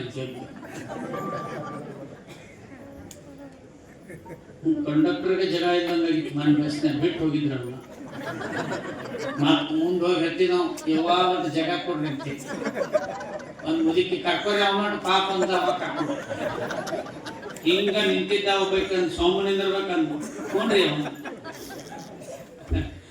ಯಾಕೆ ನಗಬೇಕಂತ ಹೇಳಿದ್ರೆ ಒಂದು ಪುಸ್ತಕದಾಗ ಹಿಂಗ್ ಬರ್ದಾರ, ನಗದೇ ಇರೋರಿಗೆ ಕ್ಯಾನ್ಸರ್ ಬರ್ತದೆ ಅಂತ ನಗನಗ್ತಾ ಇದ್ರೆ ಬ್ಲಾಕ್ ಆಗ್ತದಲ್ಲ ಹಾರ್ಟ್ನಾಗ, ವಾಲ್ ಹೋದವಲ್ಲ ಅವು ಬಂದಕ್ಕ ಅವ್ನು ನಗಲಿಲ್ಲ ರಕ್ತ ಹಪ್ಪು ಕಟ್ತಂತ. ಕ್ವಾಕ್ ಕ್ವಾಕ್ ಕ್ವಾಕ್ ನಕ್ ಕೂಡ್ಲೆ ಮಕ್ಕದಾಗ ಗೌರ್ ಬರ್ತತಿ, ಎದ್ಯಾಗ ಗೌರ್ ಬರ್ತತಿ, ಅಲ್ಲೇ ಅದೇನ್ ಕಪ್ಪಿ ಜೊಣ್ಣೆ ಅಂತ ಇರ್ತದಲ್ಲ ಅದು ಕರಿ ಬಿಡ್ತದ. ಅದಕ್ಕೆ ನಗಬೇಕು ಅಂತ ಹೇಳಿನ ಬೇರೆ ದೇಶದಾಗ ಲಾಫಿಂಗ್ ಕ್ಲಿನಿಕ್ ಅಂತ ಹೆಸರಿಟ್ಟಾರ. ನಗಿಸುವುದರ ಆಸ್ಪತ್ರೆ. ಯಾಕ ಮನ್ಯಾಗ ನಗುವಂಗಿಲ್ಲ, ಮನ್ಯಾಗ ನಗಕ್ಕೆ ಅವಕಾಶ ಇಲ್ಲ, ಟಿವಿಯಾಗ ಬರೀ ಮಾಡೋದು ತೋರಿಸ್ತಾರೆ. ಮನೆ ಬಿಟ್ಟು ಓಡಿ ಹೋಗುದು, ಅತ್ತಿಗೆ ಹೆಂಗ್ ಕಾಟ ಕೊಡುದು, ಸೊಸಿಗೆ ಹೆಂಗ್ ಕಾಟ ಕೊಡುದು, ಅಲ್ಲೆಲ್ಲಿ ನಿಗಿ ಬರ್ತದೆ. ಈಗೇನ್ ಮಾಡ್ತಾವ ನೋಡೋನು, ನಾಳೆಗೆ ಮಾಡೋಣ ಅಂತ ಬರೀ ಅದನ್ನ ಜೀವ ಬಿಗಿ ಹಿಡಿದು ನೋಡ್ತಿರ್ತಾರ. ಚಾಕು ತೆಗಿಯಾಕ ಒಂದ್ ಅರ್ಧ ತಾಸು, ಹಾಳು ಹಿಡಾಕ ಒಂದ್ ಅರ್ಧ ತಾಸು, ಬರೀ ಮ್ಯೂಸಿಕ್. ಅದ್ರ ನಡುವ ಲೈಫ್ ಎಲ್ಲಿದೆಯೋ ಅಲ್ಲಿದೆ ಆರೋಗ್ಯ. ಲೈಫ್ ಇಲ್ಲ ಹುಡುಗ, ಲೈಫ್ ಎಲ್ಲಿದೆಯೋ ಅದು ಅಲ್ಲೇ ಇದ್ರೆ ಆರೋಗ್ಯ, ಅದು ಗೊತ್ತಾಯಿಲ್ಲ.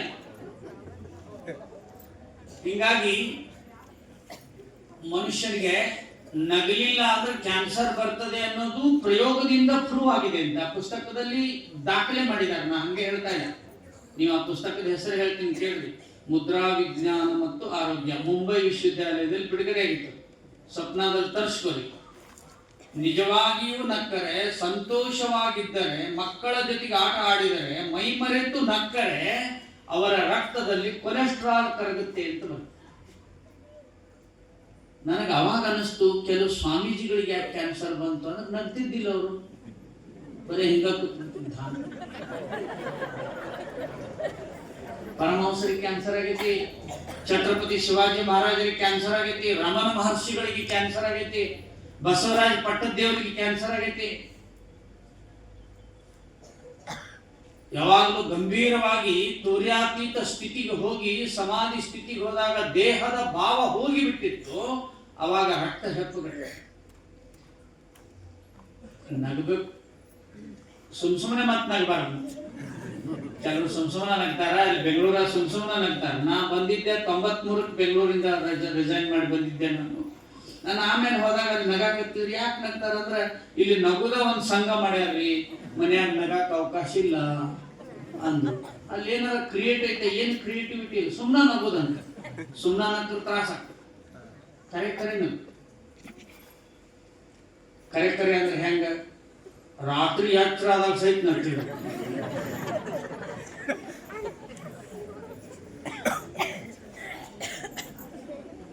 ಈ ಬಸ್ ಕೆಟ್ಟಿದ್ರೆ ಒಂದು ಊರಾಗ ಆ ಡ್ರೈವರ್ ಏನಂದ್ರು, ಬತ್ರಿ ಅಂದ್ರು ಗದ್ಯಾಳದವ್ರಿಗೆ.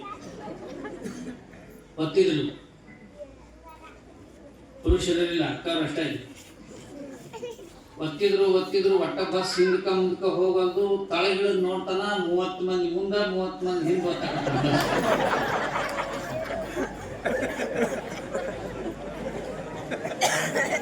ನೋಡಿ, ಭಾಳ ದಿನಕ್ಕೆ ನೆಕ್ಕರ ಅಂದ್ರೆ ಕೆಮ್ಮ ಬರ್ತದಂತ. ಈಗ ಬ್ಲಾಕ್ ಆಗಿರ್ತದ, ಹಳೆ ಕದ. ಹಿಂಗ್ಯಾಕೆ ಗೊತ್ತಾಕತ್ತೀರ ಅಂದ್ರೆ ಅವ್ರು ಬೇರೆ ಊರಾರ್ರಿ, ನಾವು ಬೇರೆ ಊರಾರ ಅಂತೇಳಿ. ಈಗ ನಕ್ರಿ ಅದು ಕಾಯಿಲೆ ಬರಂಗಿಲ್ಲ ಅಂದ್ರೆ ಕ್ಯಾನ್ಸರ್ ಸೆಲ್ಸ್ ಸಾಯ್ತದಂತ. ಅದಕ್ಕೆ ಪ್ರೂವ್ ಆಗಿದೆ. ಇದು ಆಥರ್ ಹೆಸರು ಹೇಳ್ತೀನಿ ಕೇಳ್ರಿ, ಸುಮನ್ ಚಿಪ್ಳುನ್ಕರ್ ಅಂತ ಬರೆದಿದ್ದಾರೆ. ಅದು ಉಲ್ಲೇಖ ಇದೆ, ಓದಿ. ಷಡ್ರಸ ತಿಳ್ಕೊರಿ. 30 ವರ್ಷದಿಂದ ತಾಲೂಕಿನಾಗ ಒಬ್ಬರಿಗೆ ಇಬ್ಬರಿಗೆ ಕ್ಯಾನ್ಸರ್ ಬರ್ತಿತ್ತು. ಇವತ್ತು ಪ್ರತಿ ಗ್ರಾಮದಲ್ಲಿ 5-6 ಜನರಿಗೆ ಕ್ಯಾನ್ಸರ್ ಬರತ್ತೆ. ಪ್ರತಿ ಗ್ರಾಮದಲ್ಲಿ ಪ್ರತಿ ವರ್ಷ 2-3 ಮಂದಿಗೆ, ಸಣ್ಣ ಗ್ರಾಮದಲ್ಲಿ 1000 ಮಂದಿ ಇರೋ ಗ್ರಾಮದಲ್ಲಿ ಕ್ಯಾನ್ಸರ್ ಇದೆ. ಭಾರತದಲ್ಲಿ ಒಟ್ಟು ಸಮೀಕ್ಷೆ ಮಾಡಿದ್ದಾರೆ, ಈಗ 3,30,00,000 ಜನರಿಗೆ ಕ್ಯಾನ್ಸರ್ ಇದೆ ಭಾರತ. ಅತಿ ಹೆಚ್ಚು ಕ್ಯಾನ್ಸರ್ ಇರೋದಿಲ್ಲ ಪಂಜಾಬ್ ರಾಜ್ಯದಲ್ಲಿ. 312 ಕ್ಯಾನ್ಸರ್ ಹಾಸ್ಪಿಟಲ್ ಇದಾವೆ ಪಂಜಾಬ್ ಒಂದೇ ರಾಜ್ಯದಲ್ಲಿ. ಆ ರೈಲ್ ಹೆಸರು ಕ್ಯಾನ್ಸರ್ ಟ್ರೈನ್ ಅಂತ. ಅವಾಗ ಯಾಕೆ ಕಡಿಮೆ ಇತ್ತು, ಈಗ ಯಾಕೆ ಹೆಚ್ಚಾಗೈತಿ ಅನ್ನೋದು ಆಧ್ಯಾತ್ಮಿಕ ವಿಷಯವನ್ನ ತಿಳ್ಕೊಳಕತ್ತೀವಿ ಅಂದ್ರೆ ಸ್ವಲ್ಪ ಸೈಡಿಗೆ ಮನಸ್ಸನ್ನ ಕೊಟ್ಟು ಇದು ಯಾಕೆ ಬರಕತ್ತಂತೂ ತಿಳ್ಕೊಬೇಕು. ಇಲ್ಲಿಕಂದ್ರೆ ಮಾನವ ಜನ್ಮವೇ ಇಲ್ಲಂಗ ಆಗ್ಬಾರ್ದು. ವಿದೇಶದ ಕಥೆ ಅಂತೂ ಮುಗಿದು ಬಿಟ್ಟತಿ.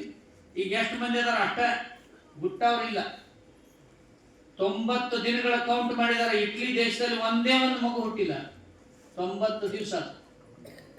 What is the present situation of Italy ಅಂತ ಹೊಡಿರಿ ನೀವು.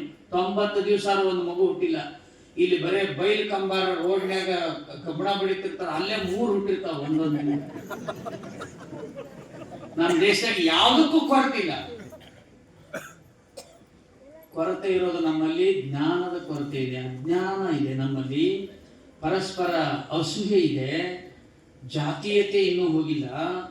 ಮನೆಗಳ ಒಳಗೆ ಬಂದ್ರೆ ಸ್ವಗತ ಭೇದ ಇದೆ, ಸಜಾತಿ ಭೇದ ಇದೆ, ವಿಜಾತಿ ಭೇದವೂ ಇದೆ. ಇದು ಬಹಳ ಕೆಟ್ಟದಾಗಿರುವಂತದ್ದು ದೇಶಕ್ಕೆ. ಮನುಷ್ಯನ ಆರೋಗ್ಯ ಕೆಟ್ಟದ್ದು. ಷಡ್ರಸಗಳಲ್ಲಿ ಮೊದಲನೇದು ಉಪ್ಪ. ಉಪ್ಪಿಗಿಂತ ರುಚಿ ಇಲ್ಲ, ತಾಯಿಗಿಂತ ಬಂಧು ಇಲ್ಲ. ಆದ್ರೆ ನಮ್ದು ಉಪ್ಪು ಆದಿಲ್ಲ, ಈಗ ಬೇರೆ ಉಪ್ಪು ಬಂದೈತಿ. ಟಿವಿಯಾಗ ಯಾವ ತೋರಿಸ್ತಾರ ಆ ಉಪ್ಪು ಬಂದೈತಿ. ವಿಶ್ವ ಆರೋಗ್ಯ ಸಂಸ್ಥೆ ಹೇಳಿರುವಂತದ್ದು, ಹೆಲ್ತ್ ವರ್ಲ್ಡ್ ಆರ್ಗನೈಸೇಷನ್ ಹೇಳಿರೋ ಉಪ್ಪು ಐತಲ್ಲ, ಅಥವಾ ಬಹುರಾಷ್ಟ್ರೀಯ ಕಂಪನಿ ಕೊಡ್ತದಲ್ಲ ಉಪ್ಪು, ಆಗ ಬಂದೈತಿ. ಬಿಳಿ ಉಪ್ಪು ತಿಂತಾ ಇದೀವಿ, ವೈಟ್ ಪಾಯ್ಸನ್ ಅಂತ ಹೇಳಿದೆ. 12 ವರ್ಷ ಅಂತ ಹೇಳಿ ಇನ್ನೂ ಯಾರು ಬಿಟ್ಟಿಲ್ಲ. ಬಿಳಿ ಉಪ್ಪು ತಿನ್ನಕತ್ತೀವಿ. ನಮ್ದು ಕಲ್ಲುಪ್ಪು ಬೇರೆ ದೇಶಕ್ಕೆ ಹೊಂಟತಿ. ಅಡಿಗೆ ಮನ್ಯಾಗ ನಾಳೆಯಿಂದ ಕೆಂಪು ಉಪ್ಪು ಅಥವಾ ಕಲ್ಲುಪ್ಪು ತಿನ್ನಕ್ ಶುರು ಮಾಡ್ರಿ, 16 ರೋಗ ಬರಂಗಿಲ್ಲ. ಅದನ್ನೆಲ್ಲ ತೆಗೆದೊಗದು ಬಿಡ್ಬೇಕು. ಕಲ್ಗಡಿಗೆ ಅಂತಿದ್ದು ಅದ್ರಾಗ ಉಪ್ಪು ಹಾಕಿಡ್ಬೇಕು, ಅದನ್ನ ಮಣ್ಣಿನ ಗಡಿಗೆ ಹಾಕಿಡ್ಬೇಕು, ಅದ್ರಾಗ ಇಂಗಳಕಾಯಿ ಹಾಕಿಡ್ಬೇಕು, ಅದ ಉಪ್ಪು ಅಡಿಗೆ ಬಳಸ್ಬೇಕು. ಗೊನೋರಿಯಾ ಬರೋದಿಲ್ಲ, ಬಾಯಿ ನೋವು ಬರೋದಿಲ್ಲ, ಥೈರಾಯ್ಡ್ ಬರೋದಿಲ್ಲ, ಕರಳು ಗ್ಯಾಂಗ್ ಬರೋದಿಲ್ಲ, ಅಲ್ಸರ್ ಬರಂಗಿಲ್ಲ, ಪಚನ ಶಕ್ತಿ ಚೆನ್ನಾಗಾಗ್ತದೆ, ಚರ್ಮ ರೋಗವೇ ಬರೋದಿಲ್ಲ. ಬಿಳಿ ಉಪ್ಪು ಸುಲಭವಾಗಿ ಬೀಳುತ್ತೆ ಅಂತ ಸಣ್ಣ ಉಪ್ಪು ತಿಂತಾ ಇದೀವಿ. ಬಿಳಿ ಉಪ್ಪು ಅದಕ್ಕೆ ಕೆಮಿಕಲ್ ಬಳಸಿರ್ತಾರೆ, ಬಳಸಬಾರ್ದು. ಅದನ್ನ 108 ರೋಗ ಕೊಟ್ಟ, ಅದಕ್ಕೆ ಆಂಬ್ಯುಲೆನ್ಸ್ಗೂ 108 ಅಂತ ಹಾಕ್ಯಾರ. ಹೇಳುವಾಗ ಹಳ್ಳಿಯಾಗ ಹೇಳುದಿಲ್ಲ, 108 ರೋಗ ಅವಂಗಂತಾರ. ಅದಕ್ಕೆ ರೂಢಿ ಇರ್ಲಿ ಅಂತ ಮಾಡ್ಯಾರ ಶಾಣ್ಯಾರ. 108 ರೋಗರಾಗ 16 ರೋಗ ಉಪ್ಪಿಗೆ ಬರಂಗಿಲ್ಲ. ನಾನು ವಿನಂತಿ ಮಾಡ್ಕೋತೀನಿ ತಾಯಂದಿರಿಗೆ, ಉಪ್ಪನ ಕಲ್ಲುಪ್ಪು ತಿನ್ಬೇಕು, ಉಪವಾಸದ ಉಪ್ಪು ಅಂತ ಹೇಳ್ತಾರ, ಪಂಡ್ರಾಪುರ ಸಂತರ ಹಾಕ್ತಾರ, ಆ ಉಪ್ಪು ತಿನ್ಬೇಕು, ಇಲ್ಲ ಹಳಕ್ ಉಪ್ಪು ತಿನ್ಬೇಕು. ಕಂದು ಬಣ್ಣದು ಸೈಂದ್ರ ಲವಣ, ಸೇಂದ್ರಿಯ ಲವಣ ಅಂತಾರ, ಅದನ್ನ ತಿನ್ಬೇಕು. ಉಪ್ಪ ಏನ್ ಗುಳಿಗಿನೂ ಬೇಡ, ಇದು ಉಪ್ಪು ಹಾಕಕತ್ತಾರ. ಎರಡನೇದ, ನಮ್ಗೆ ಒಟ್ಟ ನಮ್ಮನೆ ಕ್ಯಾನ್ಸರ್ ಬರಬಾರ್ದು ಅಂತ ನಿಮ್ಗೆ ಅನ್ಸಿದ್ರೆ, ನಾಳೆಯಿಂದ ಎಲ್ಲರೂ ಇಲ್ಲಿ ಕಾರ್ಯಕ್ರಮಕ್ಕೆ ಬಂದವ್ರ ಮಕ್ಕಳಿರ್ಲಿ ದೊಡ್ಡವ್ರಿರ್ಲಿ 2-3 ಕಾಳು ಮೆಣಸು ತಿನ್ನಕ್ ಶುರು ಮಾಡ್ರಿ, ಒಟ್ಟ ಕ್ಯಾನ್ಸರ್ ಬರಲಿ. ಅದ್ರದ್ದು ಹಿಸ್ಟ್ರಿ ತೆಗಿರಿ ನೀವು. ಕಾಳುಮೆಣಸು ಹಿಸ್ಟ್ರಿ ಗೊತ್ತಾಗ್ತದೆ. ಕುರ್ಕುಮಿನ್ ಅನ್ನುವಂತ ಅಂಶ ಕಾಳುಮೆಣಸಿನಲ್ಲಿ ಇರುವಷ್ಟು ಯಾವುದರಲ್ಲೂ ಇಲ್ಲ. ಮನುಷ್ಯನ ದೇಹದಲ್ಲಿ ಕರ್ಕುಮಿನ್ ಕಡಿಮೆ ಆದ ಕೂಡಲೇ ಕ್ಯಾನ್ಸರ್ ಹುಳ ಹುಟ್ಟುತ್ತೆ. ನಮ್ಮ ಅರಿಶಿಣ ಮತ್ತು ಮೆಣಸಿನಲ್ಲಿ ಅದಿದೆ, ಅದನ್ನ ನಾವು ತಿನ್ನೋದು ಕಡಿಮೆ ಮಾಡಿದೀವಿ. ಈಗ ಕೊಡುವಂತ ಅರಿಶಿಣವನ್ನ ಮಣ್ಣಿಲೆ ರೆಡಿ ಮಾಡ್ತಾರೆ. ಒಂದು ಮಣ್ಣು ಸಿಗ್ತದೆ ಹಳದಿ ಬಣ್ಣದ್ದು, ಅದ್ರಾಗ ಸ್ವಲ್ಪ ಅಸೆನ್ಸ್ ಹಾಕಿ ಅದನ್ನ ಅರಿಶಿಣ ತಯಾರು ಮಾಡ್ತಾರೆ.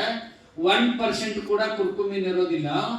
ನಿಜವಾಗಿಯೂ ಭಾರತದಲ್ಲಿ 40 ವರ್ಷದ ಹಿಂದೆ ಬೆಳೆಯುವಂತ ಮೆಣಸಲ್ಲಿ 5% ಕುರ್ಕುಮಿನ್ ಇರ್ತಿತ್ತು, ಈಗ 1% ಇದೆ.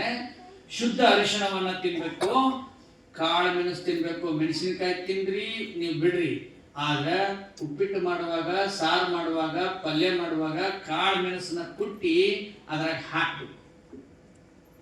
ಅದನ್ನ ಕಡಿದು ತಿನ್ಬೇಕು. ಅದನ್ನ ನುಂಗಿ ಒಳಗೆ ಹೋಗಿ ರಕ್ತದಲ್ಲಿ ಬೆರೆತು ಹೋದ ಕೂಡಲೇನ ಕ್ಯಾನ್ಸರಿನ ಕ್ರಿಮಿ ಐತಲ್ಲ, ಅದು ಒದ್ದಾಡಿ ಸತ್ತುತ್ತದೆ. ಒಂದು ಇಂಜೆಕ್ಷನ್ಗೆ ಎಷ್ಟು ಗೊತ್ತಾ? ಕ್ಯಾನ್ಸರ್ ಈಗ ಬಂದಿರೋದು 8.5 ಲಕ್ಷ ಒಂದು ಇಂಜೆಕ್ಷನ್. 8.5 ಲಕ್ಷ.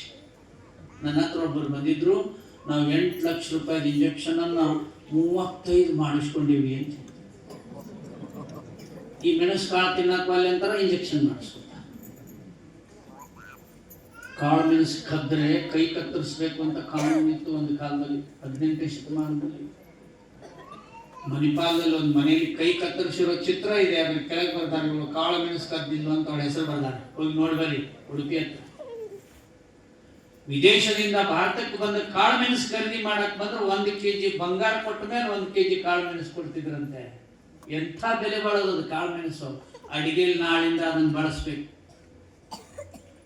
3ನೇದ ಹುಳಿ ಹುಣಸೆ ಹಣ್ಣು ತಿಂತಾರ, ಲಗ್ನ ಮುಹೂರ್ತದಾಗ ಅದನ್ನ ಹಾಕ್ತಾರ. ಮನೆಯಾಗ ನಿಂಬೆ ಹಣ್ಣು ತಿಂತಿದ್ರು, ಆಮ್ಸಲ್ ತಿಂತಿದ್ರು. ಈಗ ಎಲ್ಲಾರು ಬಹಳ ಮಂದಿ ಟೊಮೆಟೊನ ತಿಂತಾರೆ. ಸಾರಿಗೂ ಅದ, ಹುಳಿನೂ ಅದ. ಅವು ಮೊದಲು ಬಾಚಲಾರಿಯಾಗಿ ಬೆಳಿತಿದ್ವು, ತಿನ್ಬೇಡ ಅಂತಿದ್ರು. ಈಗ ಇಷ್ಟು ದೊಡ್ಡ ಚಂದ ಕಾಣಕತ್ತ ತಿಂತಾರ. ಅದನ್ನ ಲ್ಯಾಬ್ ಟೆಸ್ಟ್ ಮಾಡಿದ್ರೆ ಅದ್ರಾಗ ವಿಟಮಿನ್ ಸಿ ಇಲ್ಲ. ಸಿ ಕೊರತೆ ಆತಂದ್ರೆ ಕ್ಯಾನ್ಸರ್ ಬರ್ತದೆ. ಟೊಮೆಟೊದಲ್ಲಿ ವಿಟಮಿನ್ ಸಿ ಅಲ್ಲ. ಯಾಕೆ ಹುಣಸೆ ಹಣ್ಣು ಕಲ್ಸಕ್ ಒಲ್ಲೆ ಅಂತಾರೋ ಏನೋ, ನೇಲ್ ಪಾಲಿಶ್ ಹೋಗತ್ತೋ ಏನೋ, ಯಾರಿಗೆ ಗೊತ್ತು. ಹೀಗಾಗಿ ಮಣ್ಣು ಕೊಡಕ್ ಹೋದವ್ರು ಅಳುದಿಲ್ಲ ಭಾಳ ಮಂದಿ, ಪೌಡರ್ ಹೋಗತ್ತೆ ಅಂತ ಹೇಳಿ. ಚಮಚ ಯಾಕೆ ಬಾಯಾಗ ಇಟ್ಕೋತಾರ ಅಂದ್ರೆ ಲಿಪ್ಸ್ಟಿಕ್ ಹಚ್ಚಿರ್ತಾರ, ಅದಕ್ಕೆ ಹಿಂಗ್ ಒಳಗಿಟ್ಟು ಅದು ಚಿಂಚ ನೀನು ಬೇರೆದಾರ ಬಾಯಾಗ ಇಟ್ಕೊಂಡಿರ್ತಾರ, ಅದನ್ನೇ ಇವ್ರು ಇವತ್ತಿಟ್ಕೊತಾರೆ. ಮತ್ ನಾವು ಭಾಳ ಕಲ್ತೇವಂತ ಕಲ್ತಂಗ ಇದು ಬೇರೆದಾರ ಚಮಚ ಇವ್ರು ಬಾಯಾಗ ತೊಳೆದಿರ್ಬೋದು. ಖರೆ ಲಿಪ್ಸ್ಟಿಕ್ ಎದರ್ಲೆ ಮಾಡ್ತಾರಂತ ಗೊತ್ತೈತಿ ಹೇಳಿ ಬ್ಯಾಡ್ರೆ. ಇನಿಚಿರ್ತಾವಲ್ಲ, ಇನಿಚಿ ಮಂಗ್ಯಾನ ಸಾಯಿ ಹೊಡೆದು ಅದ್ರ ರಕ್ತ ತಗೊಂಡು ಅದನ್ನ ಐಸ್ ಕ್ರೀಮ್ನಾಗ ಇಟ್ಟು ಗಟ್ಟಿ ಮಾಡಿ ಅದಕ್ಕೆ ವ್ಯಾಕ್ಸ್ ಬರಿಸಿ ಅದನ್ನ ಲಿಪ್ಸ್ಟಿಕ್ ಟ್ಯಾಕ್. ಮಂಗ್ಯಾನ ರಕ್ತ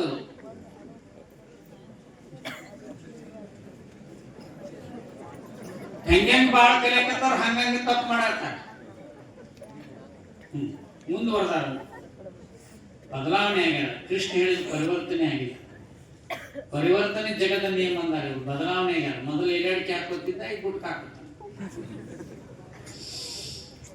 ಉಪ್ಪು ಖಾರ ಹುಳಿ 3 ಆಯ್ತಲ್ವಾ. ನಿಂಬೆ ಹಣ್ಣಿಂದ ಹೆಚ್ಚು ಹುಳಿ ಊಟ ಮಾಡಿದ್ರೆ ಕ್ಯಾನ್ಸರ್ ಕಾಯಿಲೆ ಬರೋಲ್ಲ, ಬೇರೆ ಕಾಯಿಲೆನೂ ಬರಲ್ಲ. 90 ಭಾಗ ಅದನ್ನೇ ಮಾಡ್ಬೇಕು. ಆಮ್ಸೋಲ್ ಬಳಸ್ಬೇಕು, ಹುಣಸೆ ಹಣ್ಣು ಬಳಸಬೇಕು. ನಿಂಬೆ ಹಣ್ಣನ್ನ ಪ್ರತಿದಿನ ಒಬ್ಬರು ಒಂದು ದೇಹಕ್ಕೆ ಅರ್ಧ ನಿಂಬೆ ಹಣ್ಣಾದ್ರೂ ಬಳಸಬೇಕು. ಈ ಮನೆ ಸಣ್ಣ ಹುಡುಗರು ಇರ್ತಾವ ನೋಡಿ, ಬೆಳೆದಿರಂಗಿಲ್ಲ, 14 ಆದ್ರೂ ಇಷ್ಟ ಇರ್ತಾರಲ್ಲ, ಅವ್ರಿಗೆ ದಿನಾ ಒಂದು ನಿಂಬೆ ಹಣ್ಣಿನ ರಸ ಕುಡಿಸ್ರಿ 23 ವರ್ಷದೊಳಗೆ ಅವ್ರು ಹೈಟ್ ಆಗ್ತಾರೆ. ಹೈಟ್ ಆಗೋ ಜೀನ್ಸ್ ಬೆಳೀತದೆ ನಿಂಬೆ ಹಣ್ಣಿನ. ಭೂಲೋಕದಲ್ಲಿ ಸಂಜೀವಿನಿ ಫಲ ಅದು ನಿಂಬೆ. 4ನೇದು ಡೇಂಜರ್ ಹೇಳೆ ಸಕ್ರಿ. ತಗ್ಗನಕ್ಕೆ ಕಣ್ಣೆ ನೋಡಕ್ ಬಂದ್ರೆ ಬೆಲ್ಲದ ಚಾ ಕೊಡ್ರಿ, ಮುರುಗಡೆ ಆಗ್ಬಿಡ್ತದ ಕಣ್ಣೆ. ಹೊರಗೆ ಬೆಲ್ಲದ ಚಾದ ಮಾಡ್ಯಾರ. ಈಗ ಸಕ್ರಿ ಭಯಂಕರ ಬಂದ್ಬಿಡ್ತು. ಅದಕ್ಕೆ ಸಕ್ರಿ ಬದಲು ಬೆಲ್ಲ ತಿನ್ಬೇಕು. ಅದು ಸಾವಯವ ಬೆಲ್ಲನ ತಿನ್ಬೇಕು. ಸಾವಯವ ಬೆಲ್ಲ ಅಂದ್ರೆ ಹೆಂಗ್ ಗೊತ್ತಾಕತ್ರಿ? ಅದನ್ನ ಬೆಲ್ಲ ಅಲ್ಲಿಡ್ರಿ, ಕಣಜೂರಿಗೆ ಬಂದು ಕುಂತೆ ಅಂದ್ರೆ ಅದು ಸಾವಯವ ಬೆಲ್ಲ. ಅದಕ್ಕೆ ಗೊತ್ತೈತಿ ಸಾವಯವ ಬೆಲ್ಲ ಹೌದು ಅಲ್ಲ ಅಂತ. ನಮಗ್ ಗೊತ್ತಿಲ್ಲ. ಅದಕ್ಕಿಂತ ದಡ್ರು ಅದ್ರ ಸಾವಯವ ಬೆಲ್ಲ ಇದ್ರೆ ಕುಂದಿರ್ತತಿ, ಕೆಮಿಕಲ್ ಇದ್ರೆ ಕುಂದ್ರಂಗಿಲ್ಲ. ಅದು ಜೇನು ಹೊಳ ಕುಂದ್ರಂಗಿಲ್ಲ ಅದ್ರ ಮೇಲೆ. ಬೆಲ್ಲದಂತ 2 ಮಾತಾಡ್ಬೇಕು. ಬೆಲ್ಲವನ್ನ ತಿಂದ್ರೆ ಅಲ್ಸರ್ ಬರಂಗಿಲ್ಲ. ತೆಳ್ಳಗಿರ್ತಾರ ನೋಡ್ರಿ ಬಿದಿ. ಹಾಲು ತಗೋರಿ, ಒಂದ್ ಸ್ವಲ್ಪ ಬೆಲ್ಲ ಹಾಕ್ರಿ, ಒಂದಿಟ್ಟು ಆಕಳ ತುಪ್ಪ ಹಾಕಿ ಕುಡಿಸ್ರಿ, ತಿಂಗಳ ಅರ್ಧ kg ತೂಕ ಜಾಸ್ತಿ ಆಗ್ತದೆ. ಸುಮ್ಮನೆ ಅವ್ ಯಾವ್ಯಾವ್ದು ಟಿವ್ಯಾಗ ತೋರಿಸ್ತಾರ, ಹಿಂಗೆ ಅವ್ನು ತರ್ತಾರ, ಮತಟ ಏನಾರ ಆಗಿಬಿಡ್ತಾರ.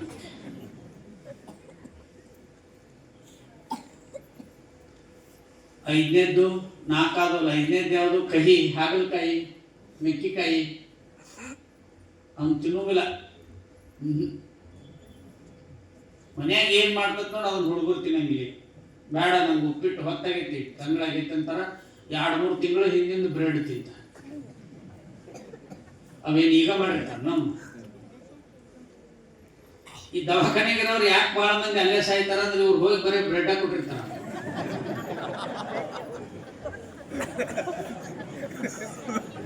ತಾನಾಗ ಹೋಗುದು, ಹೋಗಿ ಬ್ರೆಡ್ ಇಟ್ಬಿಡುದು. ಅವ್ ಮೆತ್ತಗತ್ತಾವ, ಚಾದಾಗ ಎದ್ಕಂದ್ ತಿಂತಾನ. ಅದು ಒಳಗ್ ಪಚನ ಆಗಂಗಿಲ್ಲ, ಅಲ್ಲೇ ಕುಂತು ಬಿಡ್ತತಿ. ಒಂದಿಷ್ಟು ದಿನ ಆದ್ಮೇಲೆ ಕೇಳ್ತಾನ ಖಾಲಿ ಇದ್ದಾಗ ಬಿಲ್ ಏಟ್ ಆಗಿತ್ತು ಅಂತ 1,50,000 ಅಂತಾರ ಹಾರ್ಟ್ ಅಟ್ಯಾಕ್ ಆಗ ಭಯಕ್ಕೋಸ್ಕರನೇ ಸಾಯ್ತಾರೆ. ಆಸೆಗಾಗಿ ಸತ್ತವರು ಕೋಟಿ, ಆಮಿಷಕ್ಕಾಗಿ ಸತ್ತವರು ಕೋಟಿ, ನಿನಗಾಗಿ ಸತ್ತವರು ಒಬ್ಬರನ್ನು ಕಾಣಿ. ಬಿಲ್ಗಾಗಿ ಸಾಯ್ತಾರ, ಈ ಬ್ರೆಡ್ ತಿಂದು ಸಾಯ್ತಾರೆ. ಮಾತಾಡ ಸಾವುಕಾರ ಇದ್ದವ್ರು ಕೋಕೋ ಕೋಲಾ, ಪೆಪ್ಸಿ ಕೋಲಾ ಎಲ್ಲ ತಗೊಂಡೋಗಿ ಕೊಟ್ಟಿರ್ತಾರೆ. ನಿಮ್ಮ ಮನೆಯ ಪೈಖಾನಿ ಯಾವುದಕ್ಕೂ ಸ್ವಚ್ಛ ಆಗಲಿಲ್ಲ ಅಂದ್ರೆ ಅತಿ ಸ್ವಚ್ಛ ಆಗೋದೇ ಕೋಕೋ ಕೋಲಾ ಬೇಕಾದ್ರೆ ಹಾಕಿ ನೋಡ್ರಿ. ಅತಿ ಸ್ವಚ್ಛ ಆಗೋದೇ ಕೋಕೋ ಕೋಲಾ. ಯಾಕೆ ಗೊತ್ತಾ? ಕೋಕೋ ಕೋಲಾದಲ್ಲಿರುವಂತ ಕೆಮಿಕಲ್ ಹೆಸರು ಹೇಳ್ತೀನಿ ಕೇಳಿ ನೀವು. ಅದ್ರ ಹೆಸರು ಏನ್ ಗೊತ್ತಾ? ಎಥಿಲಿನ್ ಗ್ಲೈಕೋಲ್ ಅಂತ ಒಂದು ರಸ ಹಾಕ್ತಾರೆ. ಅದ್ರ ಹೆಸರು ಎಥಿಲಿನ್ ಗ್ಲೈಕೋಲ್ ಅಂತ. ಅದನ್ನ ಯಾಕೆ ಅದ್ರಾಗ ಹಾಕ್ತಾರಂದ್ರೆ ಎಷ್ಟು ದಿನ ಐಸ್ ಕ್ರೀಮ್ನಾಗ ಇಟ್ಟರು ಅದು ಗಟ್ಟಿ ಆಗಂಗಿಲ್ಲ, ಅದಕ್ಕೆ ಅದನ್ನ ಹಾಕ್ತಾರೆ.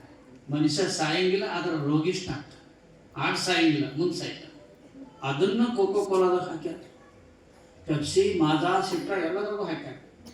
ಯಾವುದು ತಂಪಿನಲ್ಲಿ ಇಟ್ಟರೆ ಗಟ್ಟಿ ಆಗೋದಿಲ್ಲೋ ಎಲ್ಲದರಲ್ಲೂ ಎಥಿಲಿನ್ ಗ್ಲೈಕೋಲ್ ಇದೆ. ಅದನ್ನ ಕುಡಿಯಾಕ ಹೇಳೋರಿಗೆ ಈ ದೇಶದಲ್ಲಿ ಪದ್ಮಶ್ರೀ ಕೊಟ್ಟಾರ. ಕೋಕೋ ಕೋಲಾ ಕುಡಿ ಅಂತ ಹೇಳಿದವ ಪದ್ಮಶ್ರೀ ಕೊಟ್ಟಾರ. ಮಾಣಿಕ್ ಚಂದ್ ತಿನ್ನ ಅಂತ ಹೇಳೋಂಗು ಪದ್ಮಭೂಷಣ ಕೊಟ್ಟಾರ. ಅವ್ರು ಯಾರೋ ಇಬ್ಬರು ಬಸ್ಸಿನ ಮೇಲೆ ಬಾಯಲ್ಲಿ ಹೇಳಿ ಅಂತ ಹೇಳ್ಯಾರ, ಅವ್ರಿಗೂ ಪದ್ಮಶ್ರೀ. ಯಾವ ಶ್ರೀ ಕೊಟ್ಟರು ನಮ್ಮ ಪರಮ ಪೂಜ್ಯ ಶ್ರೀಗಳಿಗೆ ಸಮಾನ ಅಲ್ಲವೋ. ಅವು ಕೊಡುವವು, ತಗೊಳ್ಳುವಲ್ಲವು. ಇವರ ರೊಕ್ಕ ಕೊಟ್ಟು ತಗೊಳಕತ್ತಾರೆ.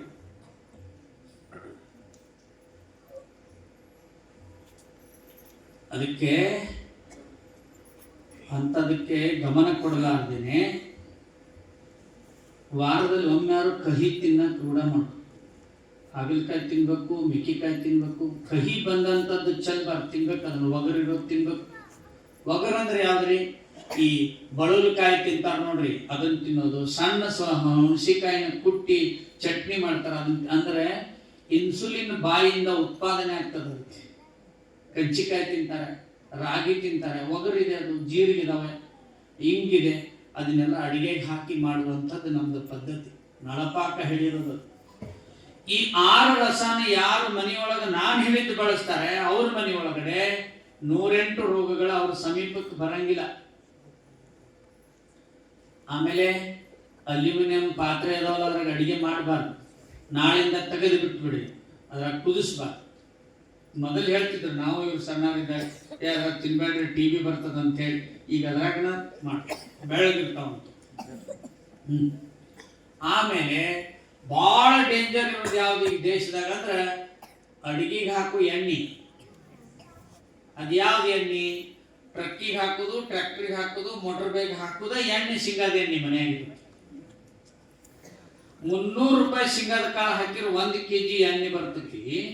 ಅದನ್ನ 80 ರೂಪಾಯಿ ಕೊಡ್ತಾರಂದ್ರೆ ಎಲ್ಲಿಂದ ಕೊಡ್ತಾರ ಅನ್ನೋದು ಜ್ಞಾನ ಇಲ್ಲ ನಮ್ಗೆ. ಅದು ಪೆಟ್ರೋಲಿಯಂ ಪ್ರಾಡಕ್ಟ್ ಅರಬ್ ದೇಶದಿಂದ, ಸೌದಿ, ಬೇರೆ ಬೇರೆ ರಾಷ್ಟ್ರದಿಂದ ಅದು ಹಡಗಿನಲ್ಲಿ ಬರ್ತದೆ. ಅದನ್ನ 1 ಲೀಟರ್ ಹಿಡ್ಕೊಂಡು 2 ಹನಿ ಹಾಕಿದ ಕೂಡ ಅದು ಶೇಂಗಾದ ಎಣ್ಣೆ ಆಗುತ್ತೆ. ಎಣ್ಣೆ ಕಾಳಿಂದ ಎಣ್ಣೆ ಅದನ್ನ ತಿನ್ನಾಕತ್ತೇವ. ಅದಕ್ಕೆ ಕೂಸಿಗೆ ಕ್ಯಾನ್ಸರ್ ಬರಕ್ಕೆ 2 ತಿಂಗಳ ಕೂಸಿಗೆ ಕ್ಯಾನ್ಸರ್, 1 ತಿಂಗಳ ಕೂಸಿಗೆ ಕ್ಯಾನ್ಸರ್.